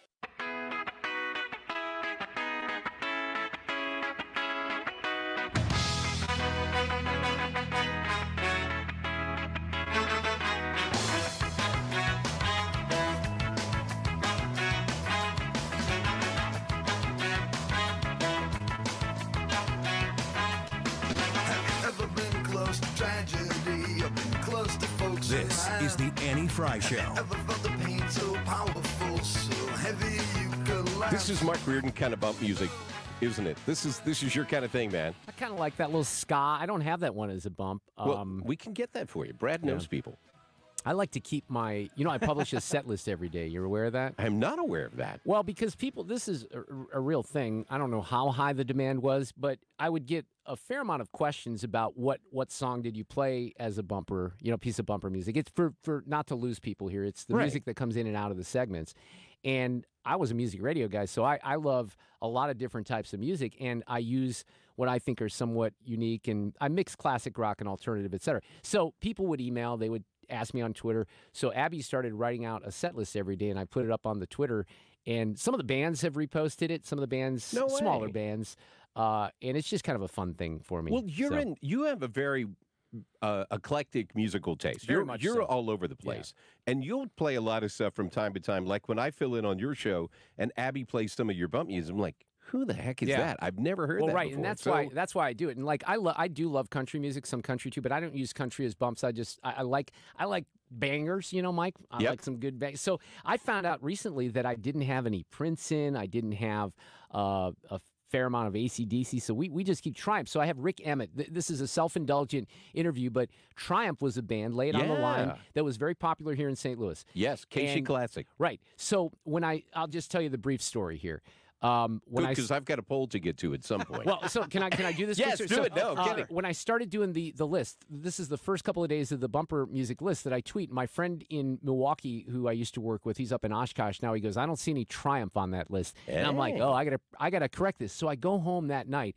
And I start listening to some Triumph. I'm like, oh my God, I forgot about all this. There's bands you just don't listen to. True. So I try to think bigger. And I get with Tim Summer, who's one of my contributors who used to work at MTV and Rolling Stone, et cetera. And I said, Tim, do you know what? Yeah, I know. I said, do you know how I can get a hold of Rick Emmett from Triumph? And he said, I don't think I've ever heard a Triumph song in my life. But he goes, I know people. I know. Well, Dan, what can I say? I get it. I said, he goes, I know people in Canada. By Monday morning at about 9 o'clock, I got a personal email from Rick Emmett. And it just kind of the timing was impeccable because he's got a new book out that's literally out next Tuesday. In fact, I think you can get it right now, called Lay It on the Line. So it is a biography and philosophical music book. So I had him on a few weeks ago, and part 2 is tonight. He's a really interesting guy. He talks broader than, just about his band. We get into other things related to music that I think are interesting. So that's going to air tonight in the 5 o'clock hour. That's very cool. That's super cool. So that is Mark Reardon, just in case I didn't say, hey, that's Mark Reardon. He's going to be on right after us. Hey, we've got a YouTube chat poll that we did today, so I'll be curious to hear your opinion on this. If RFK Jr. runs as a third-party candidate, who would it hurt most, Republicans or Democrats? I honestly think it would hurt Republicans more in a general election. But that is a very tough question because that RFK Jr. thing is a fascinating dynamic to me. It really is. There's a lot of people, Mike, as you know, on the right that are latching onto his message. So I think he'd pull. Look, in a year where a lot of people may just stay home, right? They may stay home. African American voters might stay home. We don't have super conservatives. If Trump's not the guy, that he could make a difference. He really could. It's going to be interesting to see how that plays out. So how did our viewers come down on let this? me read a couple comments first. Let's see here. Our viewers, look at me. Yeah. Yeah. Well, we got viewers. Well, yeah. I'm staring at a screen all day long. And thanks to everybody, by the way, who's been on the chat poll today and everybody who's been commenting. Anti-Frey listeners are always good to interact. They do a great job of interacting. And some of them actually said something nice about me. Most of them are like, where the hell is Annie? And when's the big boy scout going away? Can I apologize to the Anti-Frey listeners for my big noggin? I'm never this much of a close-up on the cameras, and it's horrifying. So I apologize for that. I have to go broad because we have to, it takes a lot to get this in. Dirk says that he doesn't think he'll be even be a factor. He's a non-factor. Yeah, Chris says she chose Republicans because of his stance on COVID-19 jabs. Otherwise, Democrats for sure. So what she's saying there is his stance on that is going to pull from Republicans that would otherwise vote She's for right Trump. about that. She's right. Let's see here. Lori said on the poll, I believe it will hurt Dems since there's already been at least 4 Democrats that have moved to Republican Party lately. It's a really great question. I'm of the mind that I think it's going to hurt Republicans because most people I hear talking about RFK aren't Democrats. They're Republicans. No, you're right. And they're in that Trump lane as well. So I'll be pretty interested. I got a couple more comments here. Wavy Lester says, if most of the RFK votes come from independents, that hurts Trump because he will need those voters to replace the 25% of Republicans who will not vote for him. Also, those would be Republicans that might lean toward RFK rather than voting for a Joe Biden. Right. It might be some of the people that I just mentioned that were going to stay home and they say, no, we maybe protest vote or whatever. This is where my vote is going to go because I don't like. Look, when 70% of the country doesn't want either of these guys, right? I think that's why this is such a tough question because it could go either way. It really could. With RFK and I Jr. think that's really the big thing that it's going to come down to because it looks like we're going to have 2 presidential candidates. The majority of Americans, clearly, to your point, do not want. It's so bizarre. Like, this is Brewster's Millions, man, with Richard Pryor. Vote none of the above. And I think RFK could have an appeal to those people who are going to say, I don't want anybody over the age of 75 to be president anymore. The other thing about this is that we have to remind ourselves that a lot of this stuff is very much insider baseball. Oh, by we have all an means. audience right now that pays attention to this stuff. Most overwhelming majority of the American electorate, they don't know who RFK Jr. is outside of the fact that he's, Robert Kennedy's son. So they know his dad and his uncle. Right. But so I do think sometimes we talk about this stuff and we don't think about the way that independent voters or just people who might vote traditionally Democrat or Republican and how or when they get engaged in all of this as well. Right. So what was the final tally? Well, the final tally. I want to read Chris' comment real quick. Oh, and hey, then, yeah, Chris. Yes, said read that, Chris because Chris said nice things about me. So I definitely want Chris's comment. He said I think it hurts more the left more considering it'll draw a lot of third-party voters who won't vote Trump anyway. Yeah. That's not a loss to the GOP right that like him vote libertarian already. So right now, and I'm going to go ahead and end the poll. Right now, the votes are 62% say it will harm Democrats, and then 38% say it will harm Republicans, and that's where the poll ends. One of the things is, and I want to get you guys' thoughts on this real quick. This is kind of the situation. You were talking about how people don't like Trump. They don't really like Biden. There's a big swath of the country. An RFK-style candidate could actually prevent each of those two candidates from getting 270 electoral votes and throwing the whole thing into chaos. That's not going to happen. I wouldn't be concerned about that at all. These are scenarios, Brad, that get tossed out every election. And I've been involved in every election since 1984. And we've had John Anderson, we've had Bernie Sanders and stuff. I don't think there's any risk that somehow whoever the winner is of the election in each individual state is going to bring enough electoral votes to create an issue. That'd be very shocking. But I should mention I'm the guy that thought there was not a chance in hell that Trump would win in 2016. So I'm always wrong about things. Hold it, but who in this room told you that he was going to win? Damn, that hurts. One person in this room and one person out of this room. It was Mike Elam and John Lamping. I mean, look. St. Charles County people can pick elections. That's how we're going for it. I missed some of that. You know, there were things that caught us off guard. And I wasn't the only one, by the way. No, I was caught off guard by no, by all means you were not. Hey, I'm curious, what do you have coming up today? Who's on the round table? Jane's on the round table, of course. Steve Butts. Who else is on the round table this afternoon? I have to think about that. I can't remember. I got another Democrat. Right. Exactly. No, I have a Republican. But we're going to talk about David Barklage. Sorry, David, if you're listening right now. Hey, He's a great. GOP consultant. I wanted to talk to him about my campaign. He's That's coming awesome. in. So well, look, Mike, we got a lot to talk about. We got we're going to talk about a fire alarm being pulled, even though people forgot about that. We'll talk about McCarthy and everything that's happening with the speaker. We're going to talk about the border. We're going to talk about Biden. We're going to talk about local property taxes maybe going up in St. Louis County. We got a full slate, a great panel coming up here. And Rick Emmett, rock and roll in the 5 o'clock hour. That's going to be exciting. We had a great conversation today with Blaine Luetkemeyer. Blaine was on last hour, and it's just really interesting for me to get that behind-the-scenes look. What was it like sitting in that chamber when the world is melting around you and you're watching these 8 happy idiots team up with the Democrats? These are my words, not Blaine's, and just burn the house down. Like, what's it like to sit there and watch that go on around you? And Blaine started getting more passionate than I've heard him in a while because he spent his life pouring into this, right? And he's sitting there watching his party just burn the house down, and he can't do a thing about it. And it's so frustrating to see that happen. I think you had Ann Wagner on the other day. I did. I had her on when she was in the cloakroom when all these votes were taking place. I have a theory, and we'll get into this in the roundtable, that this whole thing is not going to hurt Republicans when it comes to next year's election. We'll explain that coming up as well. I sure hope so. It's going to be crazy. So that is Mark Reardon. Mark is going to be on with the roundtable next. My name is Mike Elam. I hope Annie is enjoying her time off. I hope Ryan Wiggins feels better and is able to get back here really soon. Thanks to Brad, thanks to Ethan, thanks to Leah for doing everything today and making a part-time guy who jumps into the chair every now and then feel welcomed. And I hope you have a fantastic weekend. I'm very excited because my wife just texted me and said we get to babysit our grandchild tonight.